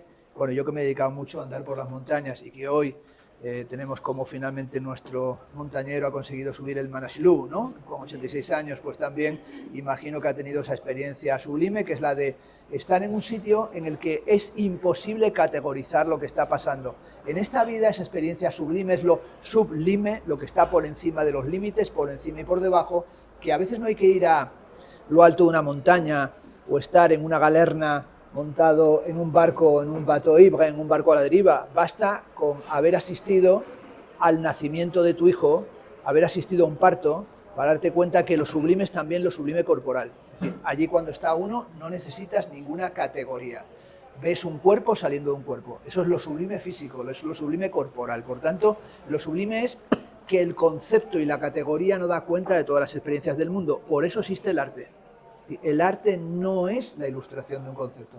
El arte no es sintetizable categorialmente. El arte tiene cualidades sublimes desde los principios hasta la actualidad. Y esa actualidad de lo sublime es un tema que le interesó a un artista que está muy cercano a Lizardo, que es el gran Barnett Newman. Yo cuando empecé a pensar en su obra hace tiempo veía esas líneas verticales y me acordaba de los zip, ¿no? De las famosas cremalleras de Barnett Newman. Barnett Newman hizo un simposium en el año 55 que se llamó Sublimity Now, lo sublime ahora, para la revista El Ojo del Tigre, y en él buscaba qué hay de sublime en la pintura contemporánea. Eso que él buscaba de lo sublime lo tuvo que retomar a través de un pintor que estaba olvidado, y ese pintor que estaba olvidado que rescató Rothko y que rescató Barnett Newman no era otro que Caspar David Friedrich. Friedrich creemos, y este año ha sido el de los centenarios de Friedrich, que es un artista que mantuvo su fama desde el principio hasta el final, y es algo absolutamente incierto. Friedrich tuvo una cierta fama en su momento, luego cayó rápidamente el olvido, luego tuvo una reaparición funesta que casi acaba para siempre con su prestigio como artista, y es que ya muerto decidieron, esta es una anécdota buenísima, decidieron, no la sabía, la descubrí muy recientemente, porque he tenido que dar unas conferencias en el Altes Museum de Berlín y en el Metropolitan sobre Friedrich en las exposiciones que se han hecho. Y entonces estudiando descubrí algo que era bastante curioso. En los soldados que mandaron al frente ruso y a la contraofensiva nazi cuando los rusos ya están ocupando Alemania, como sabéis, hacen una leva de chicos que tenían 14, 15, 16, 17 años y tiran de todos ellos. Y deciden hacerles en la camisa de la Wehrmacht un bolsillo en el pecho, más grande en el pecho en la parte derecha que en la izquierda. El tamaño de ese bolsillo es para que todos los soldados jóvenes de ese reemplazo que fallecieron o en la retirada de Rusia o en la ofensiva de los bolcheviques contra Alemania, en ese bolsillo les obligaron a llevar un catálogo con la obra completa de Caspar David Friedrich. Y marcharon al frente todos esos niños con el catálogo de las obras de Friedrich en blanco y negro, con el texto del curator del Museo de Dresde, en el que iban con Friedrich en el pecho. Esos fueron hacia la muerte con el monje ante el mar tempestuoso, con el paseante ante el mar de nubes, con la cruz de oro en las montañas. Es decir, fueron con los cuadros que para los nazis representaban la Gran Alemania, el Tercer Reich, y fueron con eso y ninguno se pudo salvar. Es decir, no había catálogo de Friedrich que impidiera que las balas atravesaran el catálogo y el propio corazón. No, pero esa imagen sin duda hizo que Friedrich durante mucho tiempo fuera un anatema, el pintor de los nazis, el pintor ario. Afortunadamente lo rescataron los americanos, se escribió un libro que es una maravilla, que recomiendo, que se titula La pintura moderna y la tradición del romanticismo del norte, From Friedrich to Rothko, en el que se explica claramente que el monje ante el mar tempestuoso se convirtió en la pintura de campos de color de Rothko, solo que ya el monje ha desaparecido y solamente tenemos la playa, el mar y el cielo. En el caso de Lizardo tenemos la oscuridad, la arquitectura, la geometría, la sutil angularidad y sobre todo ese cambio de lo oscuro y lo clarificado, que además está presente, aunque yo no he podido ver la exposición, he podido ver las imágenes por internet, en su exposición sobre el vértigo, en su exposición en el Museo de Bellas Artes, que es una experiencia también estética fundamental, dado que el vértigo es la pasión del juego fundamental. Cuando somos pequeños, aunque no nos acordemos, buscamos desesperadamente el vértigo, también en las montañas rusas cuando tenemos otra edad y en los parques de atracciones, y el vértigo originario es cuando hacemos la peonza y de pequeños giramos sobre nosotros mismos, ran, ran, ran, ran, ran, lo hemos hecho todos, nos paramos y nuestra cabeza sigue girando y generamos un vértigo. Y en el fondo la geometría de Lizardo alude también a un vértigo, pero es un vértigo recóndito que está como en un fondo por detrás de esa transición de blancos, negros, de oscuridades y de líneas, pero también tiene que ver con aquello que en la escultura de Tadanori es ilingos, griego, ¿no? Lo fluido, es decir, hay como otro vértigo de la materia, que es el vértigo de la materia que él trabaja. Al contemplar los cuadros de Lizardo y las esculturas de Tadanori, decía, aparece una gran sensación de serenidad, o podríamos decir que las obras de los dos son obras que palpitan y hay una cierta palpitación. Yo me pensaba en Tadanori, que además ha utilizado allí mármol de Carrara, que sin duda cuando uno utiliza esa pieza de ahí atrás tan bella de mármol de Carrara, cuando uno utiliza mármol de Carrara, sin duda sabe que se está enfrentando con palabras mayores materialmente, pero también historiográficamente, ¿no? Recordemos, por ejemplo, cuando, no sé si habéis visto la película Michelangelo il Peccato, Miguel Ángel el Pecado, que es una maravilla, y nos cuenta, lo hemos escuchado muchas veces, cuando Miguel Ángel va a Carrara y hace que bajen un bloque de mármol que han devastado hace mucho tiempo, que es un bloque histórico que le llaman el monstruo, pero no han sido nunca capaces de bajarle de la montaña, porque tienen miedo de que se rompa, pero sobre todo de que mate a los que lo bajen. Y en la película dedica mucha atención a ese, y ese bloque gigantesco. Bueno, Miguel Ángel, Tadanori no, pero bueno, en realidad los escultores, dada la dificultad de su trabajo, tienen que ser un poco fulleros, porque tienen que ir haciendo un poquito de necesidad de virtud, ¿no? Y Miguel Ángel, como sabéis, cuando el Papa le encargaba obras, lo que hacía era que con lo que le pagaba el Papa hacía cosas para otros, con lo que le pagaba otro hacía obras para el Papa, es decir, estaba siempre tapando y parcheando las situaciones. Y de repente consiguió bajar aquel bloque impresionante, y es la famosa historia de cómo Miguel Ángel acerca el oído al bloque y dice, la escultura está allá dentro, ¿no? Se oye su latido, está palpitante, de ahí de ese bloque sale el David, ¿no? Y cuando uno ha ido a ver a Florencia el David, pues no solamente es que esté palpitante, es que si uno se fija en las venas, ¿no? Y se fija en las venas, pues se da cuenta de que las propias venas del mármol, porque el mármol tiene venas, y las propias venas del David son venas de algo que está vivo. Pero el hecho de que una escultura esté viva, y le recordaba a Tadanori la experiencia que uno tiene cuando va al Museo del Mundo que tiene más obras maestras por metro cuadrado, que es la Villa Borghese, ¿no? Hay muchos museos que tienen obras maestras, pero el que tiene más obras maestras por metro cuadrado es la Villa Borghese, que lamentablemente cuando uno va a Roma, como va con mucha prisa, no todo el mundo se toma la molestia de ir, pero es apabullante, porque uno cuando entra realmente no hay sala en la que cuando miras dices, estos fulanos no tienen ni una sola obra que sea regular.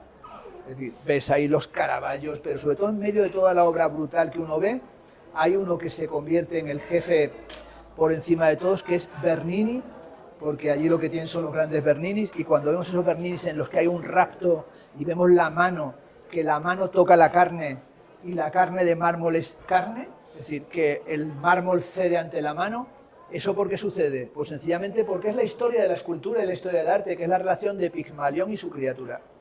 Es decir, es la obra de arte, que no es que sea orgánica, sino que sea geométrica o sea abstracta, es pigmalionizante. Yo me aprendí de memoria muchas cosas, pero sin hacer exhibicionismo, me aprendí una que siempre que puedo lo cito. Dice así: señoras y señores, el arte es un ser guiñolesco, yámbico, pentamétrico y sin descendencia, alusión esta que se comprueba si se piensa en Pigmalión y su criatura.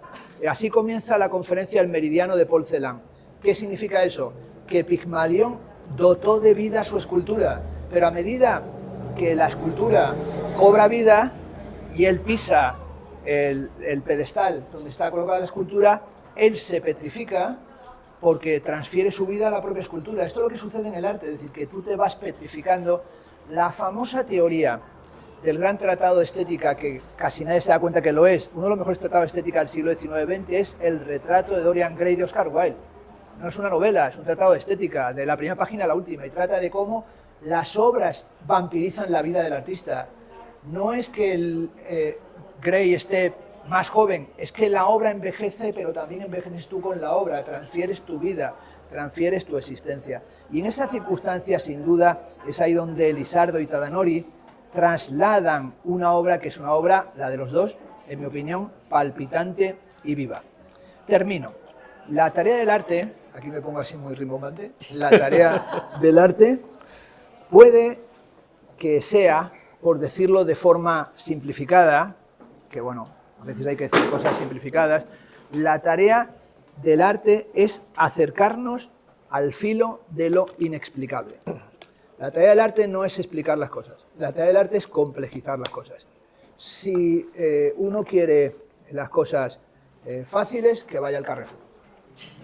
Pero si uno quiere complejizar las cosas, que venga al arte. Es decir, aquí no se explica nada, porque es sencillamente, el arte es necesariamente enigmático. El arte es enigmático, es un enigma, pero es un enigma porque la propia vida lo es. Como todo el mundo sabe, en el comienzo de la tragedia, o en la historia de la tragedia, tenemos la famosa tragedia de Edipo, ¿no? Edipo intenta a su familia que no se cumpla el oráculo. Como todo el mundo sabe, para que se cumpla el oráculo, la forma en la que el oráculo se cumple trágicamente es cuando se intenta evitar el oráculo. El oráculo solo hay dos, que sepamos, porque los demás se perdieron, ¿no? Uno es muy conocido porque es el de Sócrates, que dice: Setumene te auto, conócete a ti mismo. Bien, eso no es fácil. Conócete a ti mismo. Ese es el comienzo de la filosofía, autoconciencia reflexiva, conócete a ti mismo. Pero el segundo, que siempre se olvida la gente, y también lo menciona Platón y Sócrates 1000 veces, dice: nada sin medida. Hay que geometrizar el conocimiento de sí, que es lo que hacen estos dos artistas. Nada sin medida. Es decir, no cabe decir, bueno, podemos hacer un cuadro y que venga una cosa y la otra y otro elemento compositivo y ahora un gesto y ahora cambiamos los colores. No, nada sin... Eso se llama en griego un peras a lo apeiron. Hay que poner un límite a lo indeterminado. Y ese Edipo, pues bueno, se cruza, como sabéis, con un hombre que le intenta agredir, que no sabe que es su padre, por eso el famoso complejo de Edipo no lo tiene Edipo. Esto para que nadie se quede hoy traumatizado. Edipo no tiene el complejo de Edipo, porque no quiere matar a su padre, al que mata ni siquiera sabe que lo es, tampoco se quiere acostar con su madre porque no sabe que es su madre, qué sé yo. Narciso no tiene el complejo de Narciso porque no se enamora de su imagen, cree que es otro. Antígona no tiene el complejo de Antígona. El más absurdo de todos es el síndrome de Diógenes, que es el de que hay gente que llena su casa de basura y también su propia mente. Pero esto es absurdo porque Diógenes no tenía casa, vivía en la calle, por lo tanto ese es y hay un síndrome nuevo que llaman el síndrome de Ulises. que es el síndrome del turista que viene cansado de viaje en vacaciones. Bueno, eso es tan sórdido como entender que Ulises estaba de vacaciones en Troya y que volvió de un resort troyano y que de vuelta pues se encontró con Circe, se encontró con un cíclope, se encontró con los lotófagos, llegó a casa, su mujer estaba rodeada de pretendientes, le reconoció un porquero y un cerdo y un perro, o sea, volvía de vacaciones y la casa estaba hecha un verde. No, no es así. Y en realidad el arte es un enigma. Cuando Edipo se encuentra con la esfinge, la famosa esfinge, que es un ser híbrido, le hace la famosa pregunta: ¿cuál es el animal que camina a 4 patas al nacer, a 2 al mediodía, a 3 al anochecer? Y él, que no da ninguna respuesta, dice: Toho anthropo, el hombre. No es una respuesta, es que el hombre es un enigma. El hombre es un enigma para sí y el arte es siempre un enigma. Estas obras, escribir sobre ellas es fabuloso porque son obras enigmáticas, son obras que están en el filo de lo inexplicable. ¿Y a dónde nos lleva lo inexplicable y lo enigmático? Pues hacia la poesía, hacia la zona de la poesía.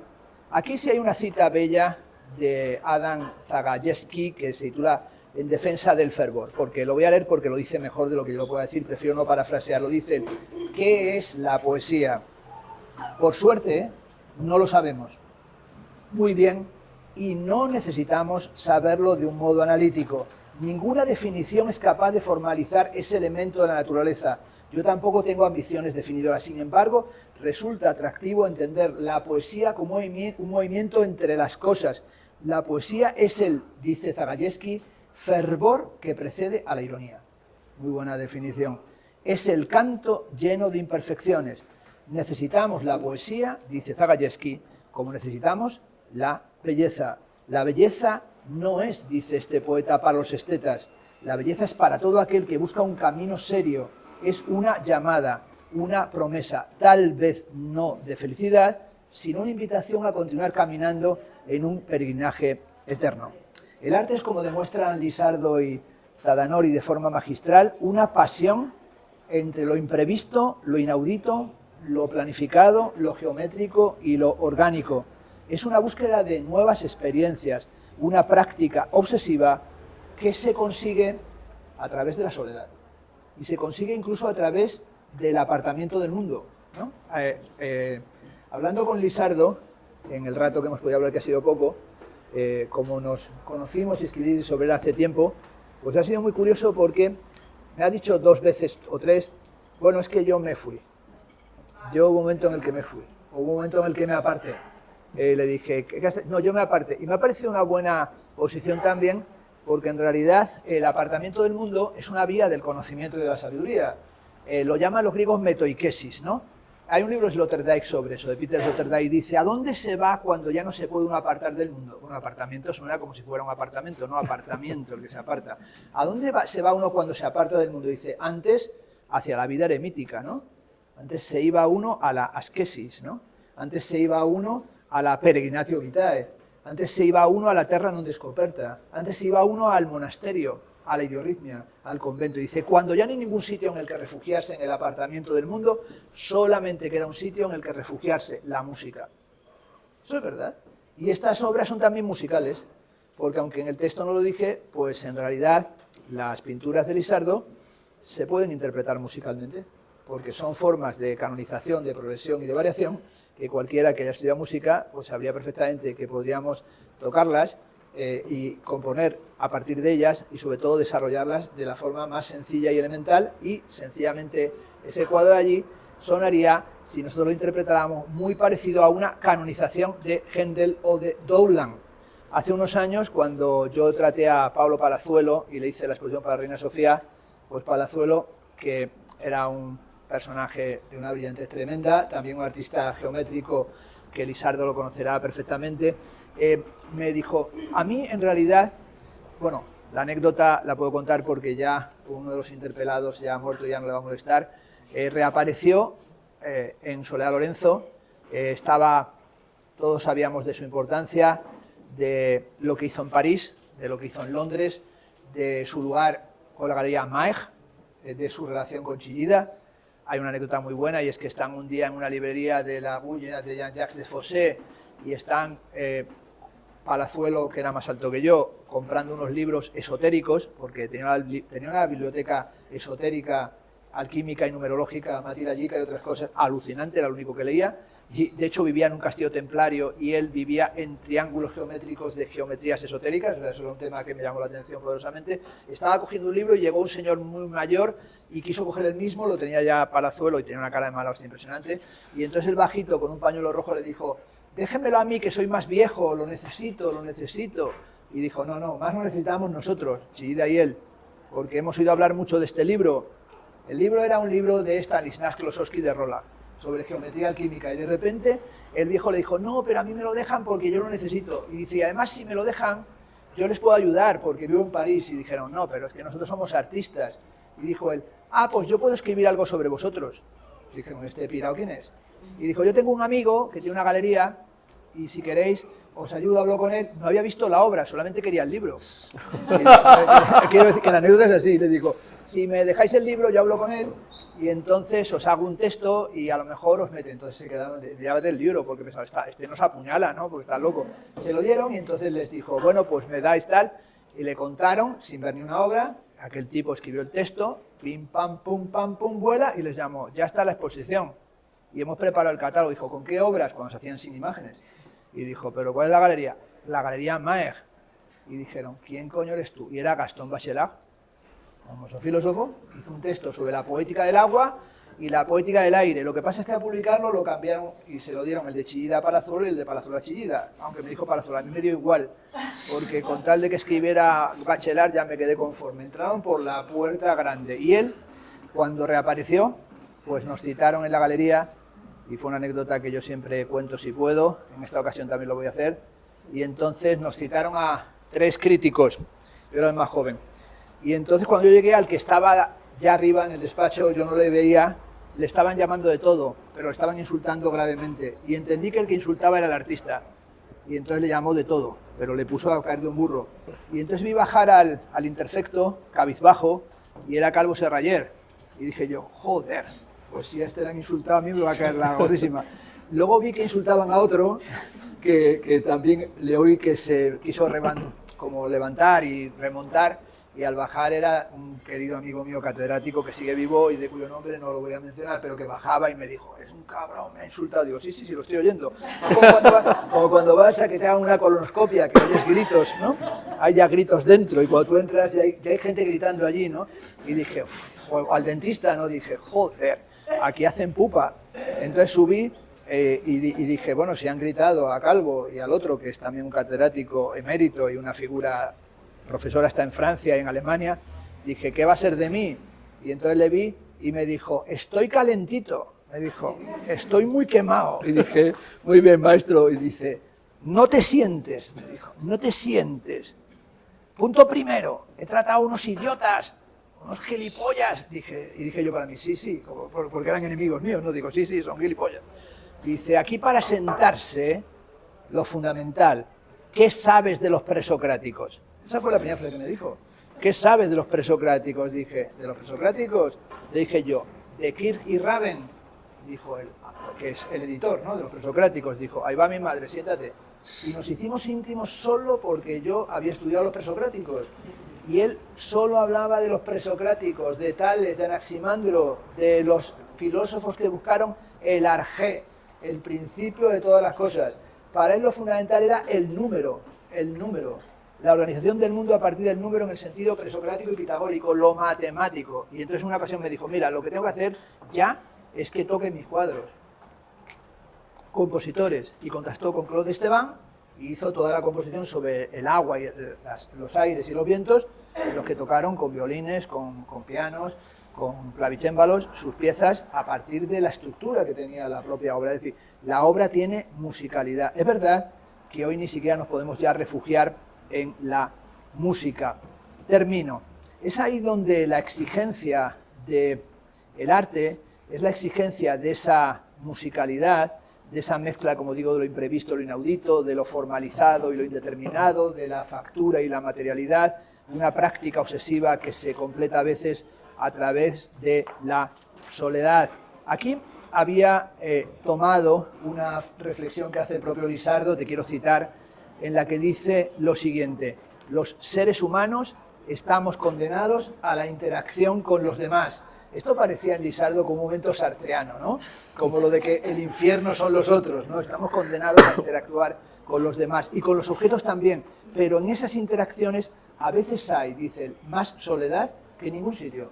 Y esto es cierto, porque a veces tratas a mucha gente y en realidad no estás tratando a nadie, porque no existe ninguna experiencia que sea propiamente enriquecedora, que genere algo específico, ¿no? De ahí lo de la intersección sin aliados, y aquí están dos aliados circunstanciales, y la preferencia, dice Lisardo en el 2008, por una soledad aceptada que no crea pesadumbre, la soledad de quien mira desde fuera y quien está dentro de esa situación. Es una declaración que hizo Lisardo a Gea, al periodista, ¿no?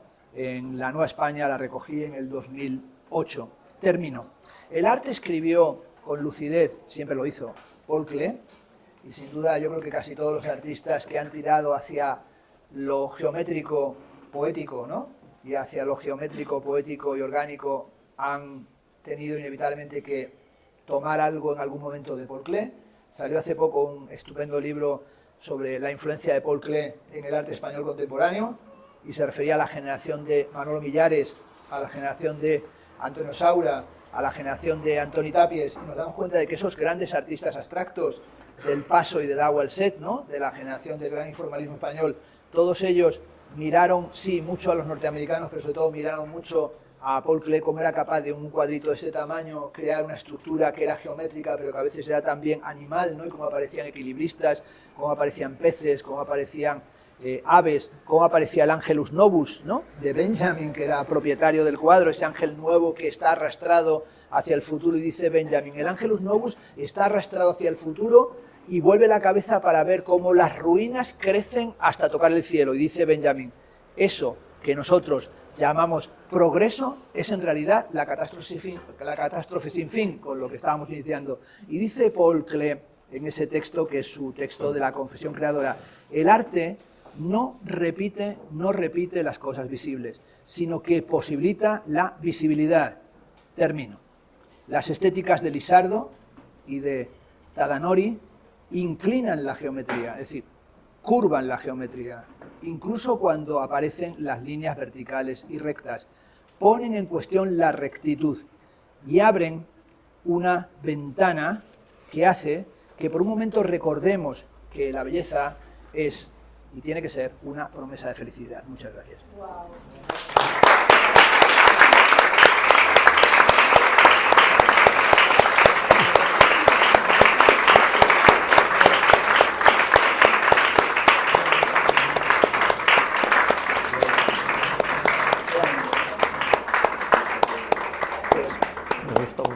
Muchas gracias por vuestra paciencia.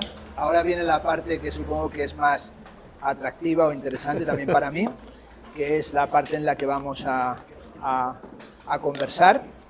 Y bueno, habíamos acordado a hablar de una manera pues no rígida, sino intuitiva, y que nos pudiera ir permitiendo hablar de las obras y también de lo que supone la situación de estar exponiendo juntos.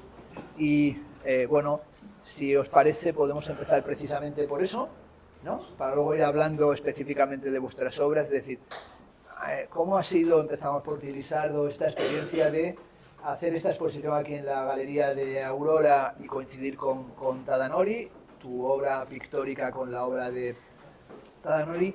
¿Cómo has vivido esta exposición y esta experiencia y cómo la valoras en este momento en que ya la exposición lleva abierta un tiempo? Bueno, pues por mi parte fue una experiencia muy gratificante, porque sí es verdad que nuestro trabajo es un trabajo en soledad, el trabajo del taller es un trabajo solitario, ¿no? Y yo que separo muy bien lo que es el arte que desvela o que me permite desvelar, siempre entro en contradicción con el mundo del arte, que yo creo que vuelve a velar lo desvelado, ¿no? Y entonces desde este apartamento, estar fuera de ahí, encontrarme con la posibilidad, gracias a Aurora, de compartir esa acotación del espacio necesario para habitar y para darle al otro, encontrarme con un escultor como Tadanori que ya conocía, que admiraba, y que al mismo tiempo, cuando colgamos la exposición, casi él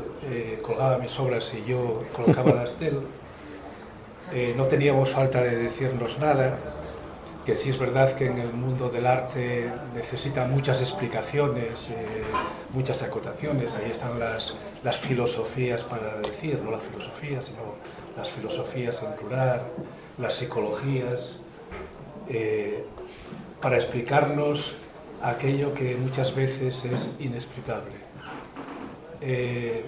Yo mismamente, que se me considera un artista, no sé lo que es el arte. Sé que el arte es curioso, ¿no? Pero no sé lo que es el arte. Sé también que eso me posibilita, en esos momentos donde parece que te quedas sin suelo y necesitas materiales para construirlo, para no caerte, siento que la única salida que tengo es montar un lienzo sobre un bastidor, abrir los botes de pintura y ponerme a trabajar, ¿no? Ese proceso me permite, como abrir grieta en la esfera, salir e incorporarme. Es como si me incorporo al mundo del arte. Al mundo del arte, no al arte. Como si el arte estuviese ahí. Y en ese, digamos así, en ese recorrido, regreso, con lo que hablaba el otro día, ¿no? Con objetos y con no souvenirs, ¿no? Y eso es lo que muestro a los otros. Siempre esa necesidad del otro, de esa compañía para el viaje, ¿no? Y por eso cuando hablabas estoy cansado de oírlo, ¿no? Estas obras dialogan, no, lo que lo hace dialogar es la conciencia del ser cuando se acerca a esa obra, ¿no? Despierta esa obra. Y entonces esa relación entre la obra y el yo, la despierta el yo mismo. Si ese yo pasa, lo que hablabas antes, Fernando, en un segundo por delante de un cuadro, es un tenedor, es un objeto, es un souvenir, no es nada, no hace falta. El que despierta de nuevo la obra y la obra de arte es el espectador que se para y que conecta. Y la experiencia para mí es una experiencia muy positiva y además es casi una experiencia que me devuelve a lo social, ¿no? E incluso me devuelve a estar aquí en una mesa hablando de cosas que no sé muy bien lo que son, pero bueno, estoy haciendo un intento por explicarme, por transmitirlo. Tadanori, cuéntanos tú, ¿qué ha Bueno, gracias a aquí venir y de todo, muchísimas gracias. Por mí, para estar conjunto, exponer aquí en sala, sorprendió muchísimo porque es cuadro, hay veces que muy sencillos, muy líneas y de todo, pero empecé a verlo y veía más cosas de fondo, ¿no? Y aparte de eso, que como conocemos a una persona, parecía muy cerca de mí. Entendemos, no hace falta explicar. Hay veces que dice, bueno, esto sí, porque sí, no hace falta explicar. Eso a mí me gustó mucho, porque hay artistas que empiezan a decir cosas, dice, uy, Dios, ¿yo qué hago aquí? ¿Qué hago aquí? Como, bueno, no sé, pero con respeto, ¿no? Pero cada uno la forma de pensar y como dijiste, que es un objeto y no que significa nada, es muy personal. Yo hay veces que estoy trabajando y como soledad, que puro soledad, ¿no? Y haciendo cosas. ¿Qué estoy haciendo? Como ¿qué trabajando aquí? Pero este momento disfruto y sufro también, dos cosas, ¿no? Y estas cosas que, ¿para qué estoy haciendo aquí? Pero me gusta. Y después cuando termina la obra, qué bien, mola. Pero cuando empezar a llevarse espacio, no sé, falta algo. más. Entonces, quiero trabajar más, hacer más, qué obra, ¿no?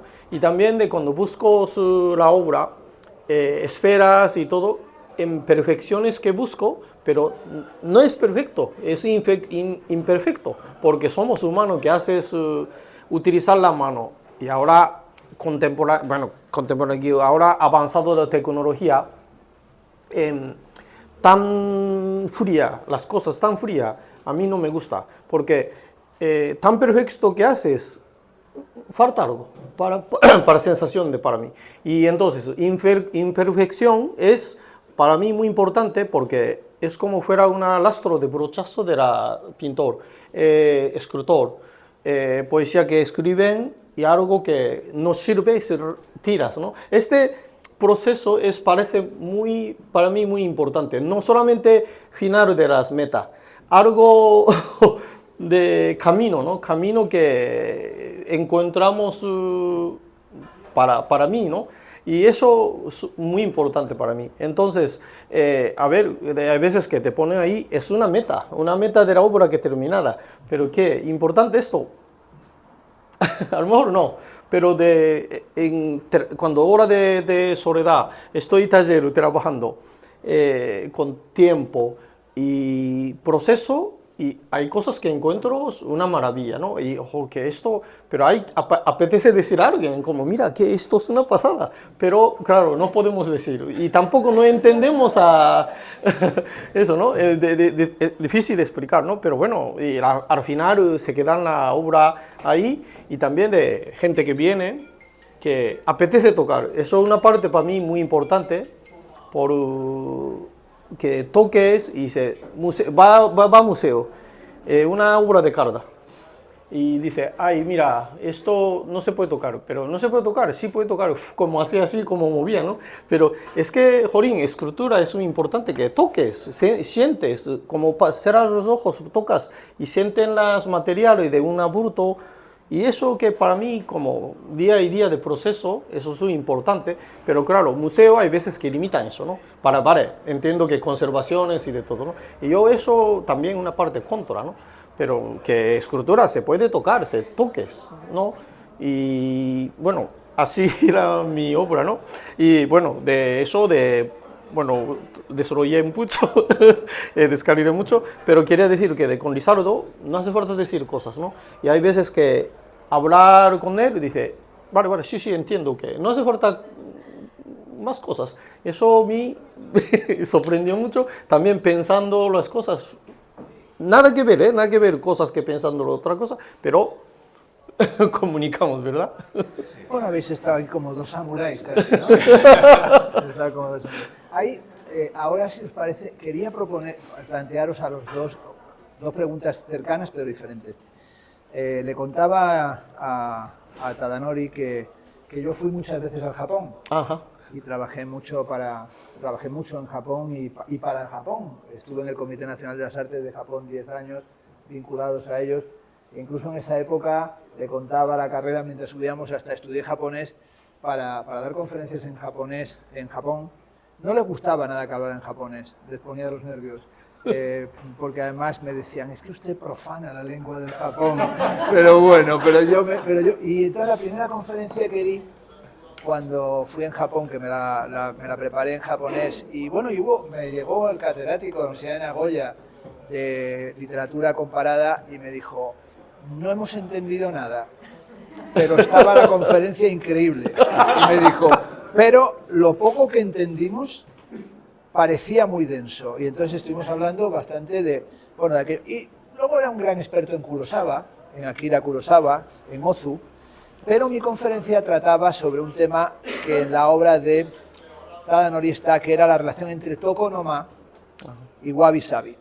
Y entonces, bueno, fui a eso y le dije, me dijo, no, pero aquí no ha venido tanta gente que se metiera por estos andurriales. Bueno, el tokonoma es un espacio de contemplación. Es un espacio de contemplación aparentemente vacío, pero que en realidad es un espacio de meditación, es un espacio de concentración meditativa. Y es un espacio fundamental. Y yo llegué al tokonoma a través y le quiero preguntar por eso, de un gran libro de Yoshimiro Tanizaki, fundamental, que está traducido hace muchos años en Siruela, que se titula, lo recomiendo porque es un texto clave para entender la estética del Japón, que se titula El elogio de la sombra. Bueno, es una reflexión sobre la casa japonesa tradicional y su desaparición. Y entonces dice Tanizaki, que es un gran novelista también, dice, ha habido ocasiones en las que a una sirvienta en Japón la han reñido porque ha bruñido la plata y ha pulido demasiado la plata, y en realidad son esas imperfecciones y ese polvo que se sedimenta sobre los objetos, es ahí donde resplandece la belleza. En la poesía de Li Po, que es el gran poeta del haiku, haikai, ¿no?, en Japón, tiene Sendas Doku, el famoso libro, el haiku, bueno, Toko no Ma, Wabi Sabi, haiku tienen también relación, y es sobre todo ese poema de 3 versos que no explica nada porque es la manifestación de una sensación, ¿no? Dice así: rana en el agua, luna en el cielo, claro en el salto. Ese es el poema. El salto de la rana al agua en el que se refleja la luna y las ondas de agua que se extienden. Es en sí mismo una obra de Lizardo y Tadanori, ¿no? Es decir, no hay que explicar el poema porque en sí mismo tiene la experiencia de algo dinámico en 3 versos, es reduccionista en el menor número de elementos y de palabras. Y hay un texto de Bonfoy, bueno, mi maestro y director de tesis, Octavio Paz, escribió mucho sobre Japón y estudió el sintoísmo a fondo, y dice en un momento dado: el haiku, el tokonoma y el wabi-sabi nos enseñan que el mundo no es la búsqueda de la perfección, o la obsesión del mundo no es buscar la perfección, sino que la imperfección es la cima. Tadanori, en tu concepto de belleza, que tú eres en el fondo, aunque eres un asturiano, o llevas aquí ya tantos años, eres un asturiano, pero que en el fondo de ti late indudablemente tu educación japonesa y todo lo que tú has tomado también de tu propia estética, ¿cómo le explicarías tú aquí a nuestro querido público y amable público este asunto de la imperfección, que lo has esbozado antes en tu reflexión? Porque aparece esa idea de, bueno, no es buscar elementos de imperfección, claro, porque cuando ve uno la escultura dice, habrá gente que valore a Tadano y diga, es que es perfecto, y él dirá, no, es deliberadamente imperfecto, busca la imperfección, porque en el wabi-sabi se busca también esa imperfección, no de manera manierista, sino que esa imperfección no es mala, no es deplorable, porque ahí en esa imperfección late la vida. Pero si tú le explicas el wabi-sabi lo entenderán mejor que conmigo. Uy, uy, uy. Bueno, vaya. Wabi-sabi es wabirumono to sabirumono, es una palabra como oxidaciones que ocurren en la chapa, y no solamente brillos, oxidaciones, envejecimiento, eso también en bello. Yo creo que hay muchas cosas que pasan en la calle, encontramos unas chatalas y dice, uy, qué bonito. Y esas observaciones, yo creo que el concepto de fondo de la wabi-sabi, ¿no? Entonces, como no solamente brillo, bonito, limpio, no es eso. Hay muchas cosas. Por ejemplo, había Sen no Rikyu, cayó cuando estaba haciendo una caseta, aprendiz que está variando, ¿no? Y todo lo variando, todos los casetas, y de repente, perfecto, maestro, ya está todo perfecto, está perfecto. Y ya no hay más todo recogido y todo. Va a venir invitado, dice, y de Sen no Rikyu dice, no, falta algo. Dice, entonces cogió árboles, movió y cayó una hoja de los árboles. Ahora está. Como quería decir que estas sensaciones que no están tan limpio, algo que imperfección, y también de sentirse naturaleza, estas cosas, ¿no? Yo eso que, no sé, será cultura pequeño y algo a lo mejor está metido dentro de mí, y quiero explicar estas obras dentro de la intentar buscar perfección, pero imperfecto, ¿no? Eso siempre pienso, ¿no? También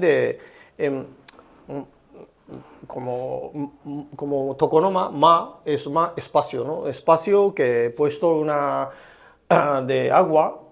Importante esto, sí, pero alrededores de este espacio que porque de pone aquí, son función diferente, ¿no? Y esculturas y todo, bueno, obra de arte, Lizardo, donde colocas las cosas y se hace totalmente diferente, ¿no? Y entonces, yo creo que, y eso, ¿no? Y bueno, un poco también, sí. Bueno, y sin duda, algo que ha sido muy, muy curioso en los últimos tiempos es que el sentido del orden y de la ordenación, ¿no? Que también es un tema central en la cultura japonesa, ¿no? Hay el libro del crisantemo y la espada, ¿no? Y lo que fue todo una cierta época de los programas y la ordenación pedagógica o cosmológica en Japón, es cómo se ha llegado a convertir eso en un método generalizado con Kondo Meri, ¿no? Con Marie Kondo. Y como Marie Kondo, como sabéis, que es hoy una figura que vende el orden japonés a nivel global.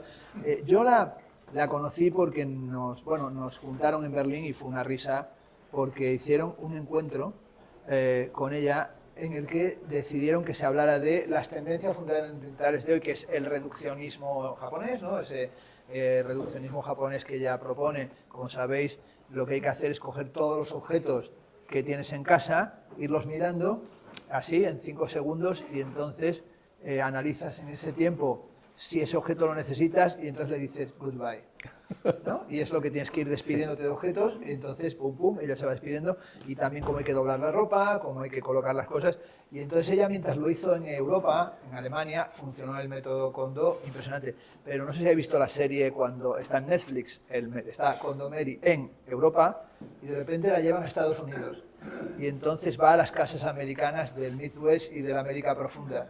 Y entonces entra Kondo Meri en casas random y dice, hola, hi, y dice, hola, dice, vengo a ordenar, y entra y ve lo que hay formado dentro. Y claro, el método japonés en Estados Unidos ha fracasado total, porque están allí, tienen 14 microondas, tienen 200.000 recipientes de Kellogg's, tienen alicatado de gadgets, tienen 40 teléfonos móviles, pero esa sensación, cuando estaba en Berlín le dije, ¿y cómo hacemos con los libros?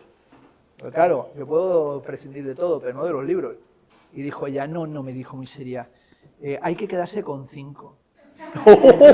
Y hay que irse despidiendo del que tengo aquí de Blanchot, La risa de los dioses, Maurice Blanchot. Adiós, Maurice Blanchot.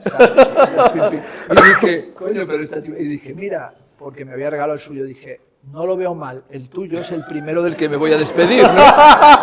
Kondo Meri Kondo. Adiós. Porque si son 5 y uno es el suyo, ya son 4, es decir, que hay que saber qué es lo que se hace con ello. Bueno, y era ese mundo de hoy que es una mezcla de ese reduccionismo, el estoicismo y el minimalismo, ¿no? Esa especie como de tendencias de hoy. Lizardo, en el caso tuyo, hacemos siempre, hasta yo mismo, una lectura geométrica de tu obra y una por esas preocupaciones. Pero si tú tuvieras también que añadir a la preocupación geométrica, es decir, ¿cómo fue para ti y en qué, digamos, modulación mental o estética o anímica te has ido decantando desde hace tantos años, porque llevas años, en esta convicción de que el camino que tu trabajo tenía que tomar era necesariamente este de la geometría? Es decir, ¿cuál es el impulso que te llevó hacia estos dominios? Bueno, yo creo que vino sin avisar, ¿no? Fue como cuando te quedas dormido en la arena en la playa y de repente sube la marea y ves que te estás ahogando, ¿no? O sea, ¿qué ocurre? O sea, que es el agua el que te moja, no eres tú el que va a bañarse. Y con la geometría me vino así, porque yo era un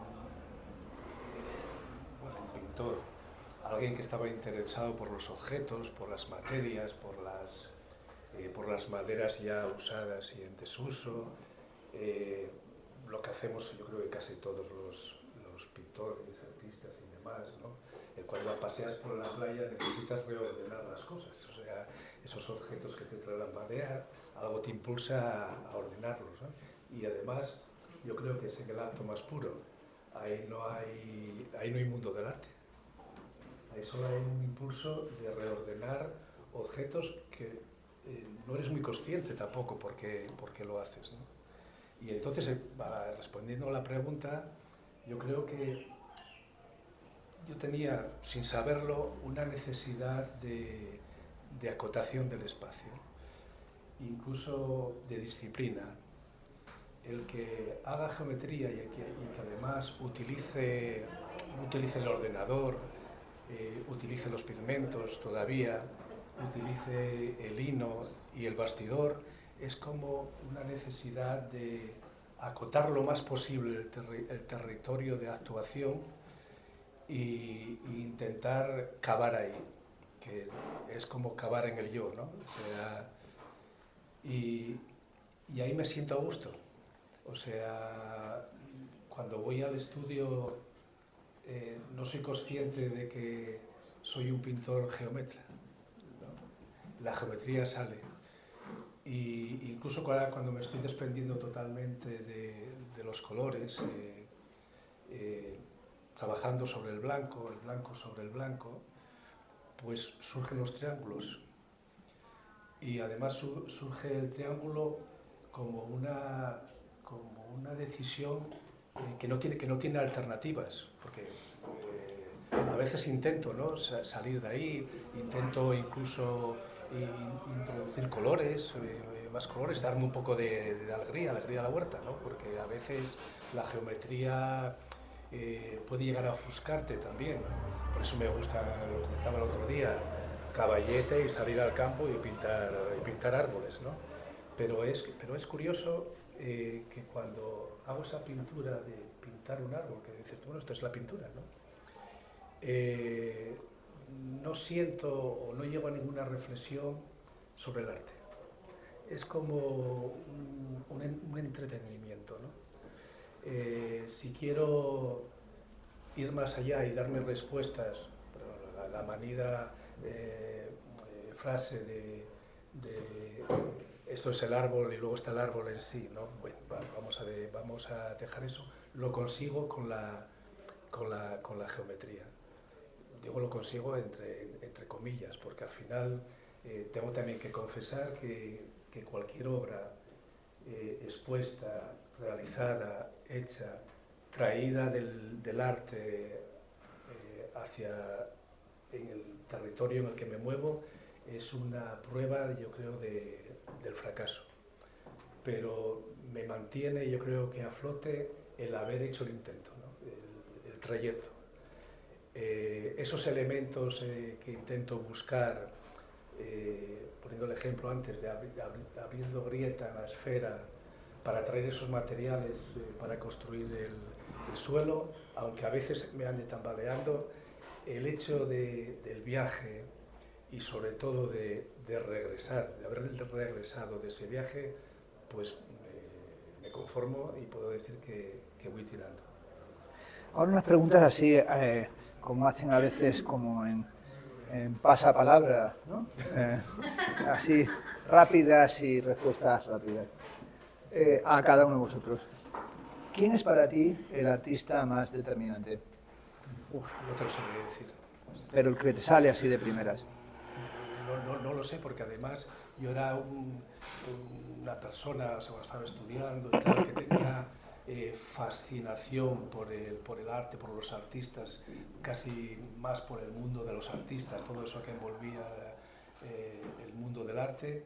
Y cada vez que fui intentando estudiar, si se puede decir así, ¿no?, esas vidas me fui apartando del arte, de los artistas y de toda esa fascinación que tenía por tanto...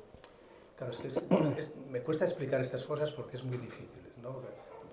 Bueno, pues, estás hablando, parece que estás hablando en contra del arte, que no te interesa, no sabes lo que es, y eres capaz de traer tu obra y exponerla en una galería, ¿no? Pues vaya faena que le haces a Aurora, o sea...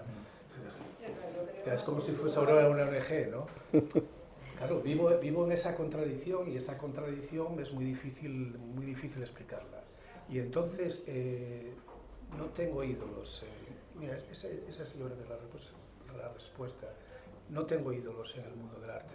Me gusta olvidarme del arte cuando acudo al estudio, cuando acudo al taller.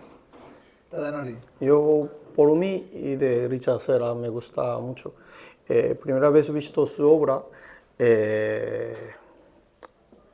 como tan bestial y como tan potente de peso, y cómo he metido esto, cómo puede ser esto, pero de un momento que empezaba a observar, que veía que bello, que bonito. Dice, bueno, todo el mundo diría, dice, Serra con una chapón de ahí o una masacote de eso, dice, ¿cómo va a ser guapo? ¿Sabes? Pero me veía que era precioso. Dice, uy, qué una pasada eso. Y pues, un mensaje que me dio, como antes comentado, de gravedad. Y nosotros siempre recibimos de gravedad, pero no sentimos porque estamos como acostumbrados de gravedad. Pero imagínate doble gravedad, 2, 3, y claro, no podemos ni andar. Y esta sensación es, todo lo naturaleza, todo el mundo tema de la gravedad siempre influyen. Y no hay gravedad, no cae en agua, no cae en la manzana, bueno, de todo, ¿no? Hasta físico y de todo, ¿no? Y entonces me quedé y dije, uy, estos, jolín, tan sencillos, tan poéticos, veía que me quedé sorprendido. Y entonces dije, como, esto no puede similar, pero bueno, sí, eso que sorprendió muchísimo de obras de cera, sí, eso. ¿Qué otra, Lisardo, otra vez a los dos, así para respuesta breve, ¿qué otras formas de arte, al margen de la pintura, cuál es la otra forma, otros mundos del arte que te interesa más? La música. Incluso yo creo que es el arte más abstracto. Y el arte que más te comunica o me comunicaría con aquello que anhelo. ¿Y qué música es la que te gusta? Bueno, me gusta música muy variada, y yo creo que muy variada como consecuencia de la ignorancia musical, ¿no? Porque a veces me gusta mucho Sostakovich, incluso su biografía, y creo que también interviene. Me gusta mucho Luis de Pablos, y además tuve una época que ahora ya tengo mis contradicciones, ¿no? con esa clase de música, incluso con la música dodecafónica y todo esto. Yo creo que algo ocurre que por ejemplo, en las galerías de arte se ve arte contemporáneo, y en cambio ir a un concierto de música contemporánea es muy difícil. ¿Ves? Seguimos con los grandes maestros, y yo creo que la culpa de todo esto no lo tienen los grandes maestros, ¿no?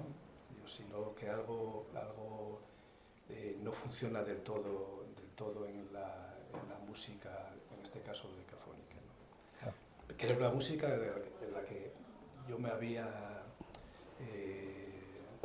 dejado caer, ¿no? Sí, y que también quisiera matizar lo que dije antes, porque puede sonar un poco soberbio. Yo sé que soy consecuencia de todo eso que hay detrás, ¿no? O sea, que lo que hago no es porque un día me desperté y empecé a hacer estas cosas. Seguro que lo que hablo, lo que digo, es porque hubo mucha gente antes que dijo más cosas bastante más interesantes de las que yo estoy diciendo, pero me hace posible que yo diga lo que estoy diciendo ahora, ¿no? No lo he entendido.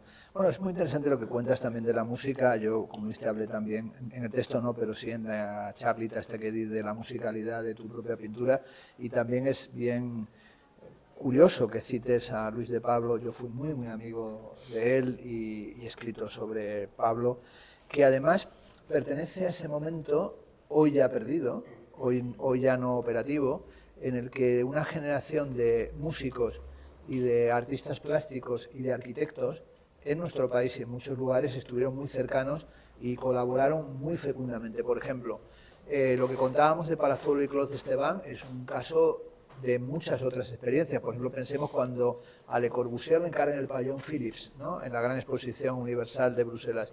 Él tiene un arquitecto joven que le está ayudando a hacer el pabellón Philips, que tiene esa curvatura, que está hecho con programas preinformáticos, y ese es Xenakis, el músico griego, y lo que hacen es que el contenido del pabellón deciden que no tiene ningún objeto, sino que será la música que la propia arquitectura genera, y convertirán los planos en la partitura para hacer una pieza que además eran cuando casi todas las piezas se llamaban, sobre todo en el postdodecafonismo y en lo que se llamó la música serial, en el serialismo de Dasta se llama módulos, ¿no? Magmas, seriaciones, variaciones, es decir, esos títulos eran muy comunes. Y no es casual que Luis de Pablo fuera, con José Luis Alessanco, fallecido recientemente, quien promoviera los encuentros de Pamplona del año 72. Los famosos encuentros de Pamplona los promueven ellos.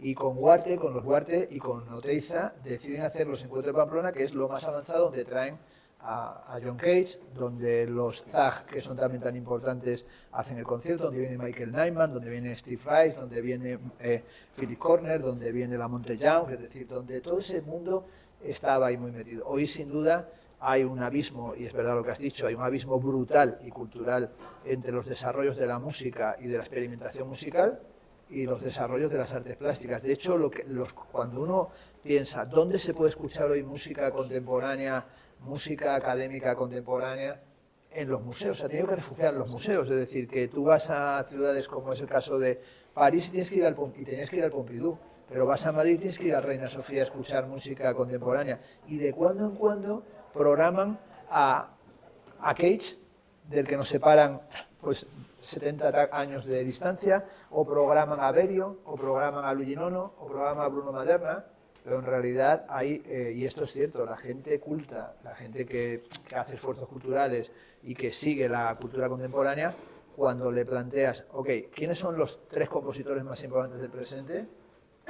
Nobody knows, es que nadie lo sabe, sencillamente porque, salvo el que es melómano, ¿por qué? Pues porque no se programa, porque es más fácil poner una y otra vez, hacer un ciclo de Mahler, hacer un ciclo de Beethoven, hacer un ciclo de Bach, y ahí sí que en ese campo la nostalgia de la armonía clásica manda más todavía. En eso sí que no nos podemos quejar, porque ahí solamente la gente quiere escuchar una y mil veces la novena de Beethoven, una y mil veces los conciertos de Brandenburgo, y entonces siempre dices, oye, pero habrá que dar un poquito de espacio, que escuchemos la música de la Escuela de Viena, que es de las primeras décadas del siglo XX, es decir, nos separan 100 años de ella. Y esa fractura de la tonalidad, del dodecafonismo, yo creo que casi nadie fue capaz de seguirla. Hay el libro ese de Ross, que se llama El ruido eterno, sobre la historia de la música del siglo XX en relación con las artes plásticas del siglo XX, y yo creo que hasta que se explique bien, y sobre todo se cuente la relación que tienen, estaremos peces. ¿Cuál es el arte que a ti te gusta al margen de la escultura? Yo, hay veces que, bueno, no como Eru dice huye, ¿no? Pero yo, hay veces que voy al museo, ves, no, hay veces no me llena, hay veces sí, sorprendida de cosas, pero muchas veces que no. Y entonces, si salgo fuera, y sé que encuentra más de fuera que dentro del museo. Encuentras, empieza a observar más cosas interesantes. Y había un libro que estaba leyendo y parecía que Giacometti también decía eso, como iba al museo observando todo, pero ya hecho, ya esto, ya terminado, ya, y que ya no puede hacer aquí. Y cuando salió fuera y empieza a ver una persona y que una sombra de la persona, dice, uy, que... Y fue sí. Entonces, va a ir al museo a estudiar o observar, o, no sé, aprender, está bien, importante también, ¿no? Pero yo creo que ahí no hay como hacer una copia, ¿vale? Pero no queremos hacer copia porque tenemos que crear algo nuevo. ¿Y qué hay? Salir afuera, empezar a ver las cosas y observarlas, como Picasso decían que tiene que tener antena 24 horas y como otro día estamos hablando con él, no estamos trabajando, dice, estamos trabajando por la noche, está dando vueltas, cabeza, ¿qué hago esto? ¿Qué hago esto? Ese 24 horas funcionando la cabeza, ¿no? Y ayer por la noche también no salía una obra, ¿qué hago? ¿Qué hago? Y durmiendo, y hay veces que sale. Vale, voy al día siguiente, empezar a hacer cosas, pero dice, bueno, qué mierda, ¿no? Como hay veces que no es no perfecto, hay veces que salen, ¿no? Esas cosas. Yo entonces quería decir que artista, de aprender a ser artista bien, pero yo un lado mejor buscar otro lado. A lo mejor ahí no hay nada, un desierto, a lo mejor encuentras otras cosas, ¿no? Yo veo eso para mí importante, ¿no? Y después ya, y no te das cuenta que tú trabajas algo y ves una cosa tan impactante, se queda en la cabeza. Y yo no quiero ser copiar, pero al final llevas este camino, pero no quiero hacer esto. Pero se queda en la cabeza, entonces intenta, como antes decían, que no quiero saber nada del mundo de arte, salir de fuera totalmente desiertos, a lo mejor encuentras otra historia nueva. Yo, por mí, es importante. La última cuestión, y casi para que la respondáis en 3 palabras cada uno de vosotros. Define o da en 3 palabras, Lizardo, la obra de Tadanori.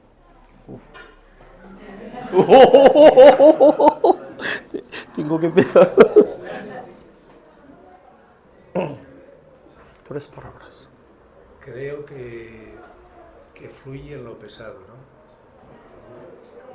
Soy pesado también, que fluye en lo pesado, no, pero no pesado, sino en lo que pesa, ¿no? en la sustancia que pesa, la hace fluir. O sea, esa roca que guarda la historia del tiempo, esa historia que tiene peso en sí, que no está vacía, que no está hueca, yo creo que Tanadori la hace fluir. Y hace fluir los sentimientos, hace fluir sus frustraciones al mismo tiempo, las que comentaba anteriormente, y al final ese fluir yo creo que alcanza lo que Tanadori le parece imposible, ¿no? Y que yo aprecio en su obra. Alcanza lo infinito, o sea que logra esa piedra que resume reincorporarse a través de las formas, que incluso en algunas de ellas habla de las hormigas, ¿no? Que lo comentabas el otro día, los rastros de las hormigas, pues él consigue que ese bloque de piedra que resume fluya. Tanadori, Lizardo. Por mí, observar. Y caso de cuadro, muchos cuadros, hay veces que ves, pero el caso de él, tiene que pensar o observar. Hay visiones que hay dos cosas, ver, hay caso de Japón, verla, hay dos letras diferentes, ver y ver, otro diferente escrito, ¿no? Pero hay que diferencias. Uno, verlo como ver la televisión, mirando imagen te pasas a como, pero está viendo, pero no está viendo. ¿Por qué ocurre? Otra cosa es verlo y observar, y qué diferencias pasan al cerebro. ¿Por qué pasa esto? ¿Por qué esto? Entonces está pensando la cabeza, analizándolo todo, ¿no? Y eso hay cuadros que no, pero es sus obras que hay tan sutilmente utilizadas en negro, en blanco, y tiene mucho fondo de las capas, de utilizar este color, pero tienen profundidad, no solamente un plano, que tiene mucho más profundos adentro, ¿no? Y estas cosas que Jasper Johns, que decía, dos ratas de las, ¿no? Parecido, pero no es parecido, es una más alto y otro más pequeño, ¿no? Y esas obras, que quería decir que necesitaba observaciones para, no solamente he puesto, vale, una lata de bebida, no, pero obsérvate bien, ¿qué diferencias? Y obra de él invitan a hacer eso, ¿no? Y entonces me gusta mucho, cada vez disfrutan las obras de distinto. Hay días que ves y de otro día empieza a mirar, ahí tiene una mancha que ahí dice, oye, esto, ¿verdad? ¿Aquí qué pasa? Aquí dice, no, cayó una gota, pero me dejé, pero me gustaba mucho esto, como imperfección que hablamos antes, y deja aquel cuadro mismo, ¿no? Tiene una gota de pintura que empieza a mirar y dice, uy, ¿esto qué? Dice, entonces, ¿dejaste? Dice, sí, dejé. Pero estás disfrutando mucho de obra de eso, ¿no? Y yo creo que eso es.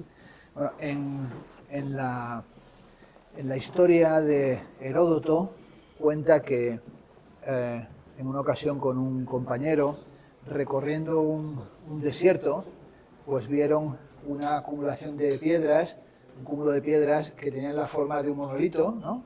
Todos hemos ido por el campo y hemos visto las piedras que a veces están colocadas como un monolito, y por supuesto en la montaña donde uno va siguiendo los monolitos. Y dice Heródoto, si un hombre yendo por un espacio desértico, por un espacio natural, se encuentra con un montón de piedras, puede pensar, son un montón de escombros, son unas piedras azarosas que no significan nada. Otro puede decir, no, en realidad son el fundamento de una arquitectura que ha caído en ruina. Es una construcción arquitectónica, una pared, un elemento arquitectónico que ha caído en ruina. Y otro más, seguramente metido en una dimensión que no solamente es la del azar o la de lo arquitectónico, sino la de lo ritual o ceremonial, dirá, no, en realidad es la tumba de un hombre. Esto es la marca de que hay debajo de un cuerpo, es la tumba de un hombre. Y dice Heródoto, no, cuando uno encuentra en un camino unas piedras como las de Tadanori, que como ha dicho Lizardo son fluidas y al mismo tiempo paradójico que esto sea pesadas, o cuando uno ve los cuadros de Lizardo que parecen superficiales y son profundos, dice Heródoto, cuando uno ve unas piedras en el camino, no son un montón de escombros, no son una arquitectura arruinada, no es la tumba de un hombre, es un hito, es un monolito que nos enseña que por ahí alguien pasó caminando. Es una indicación de que tú también puedes seguir ese camino. Gracias a Lizardo y a Tadanori por haber hecho este camino. Muchas gracias.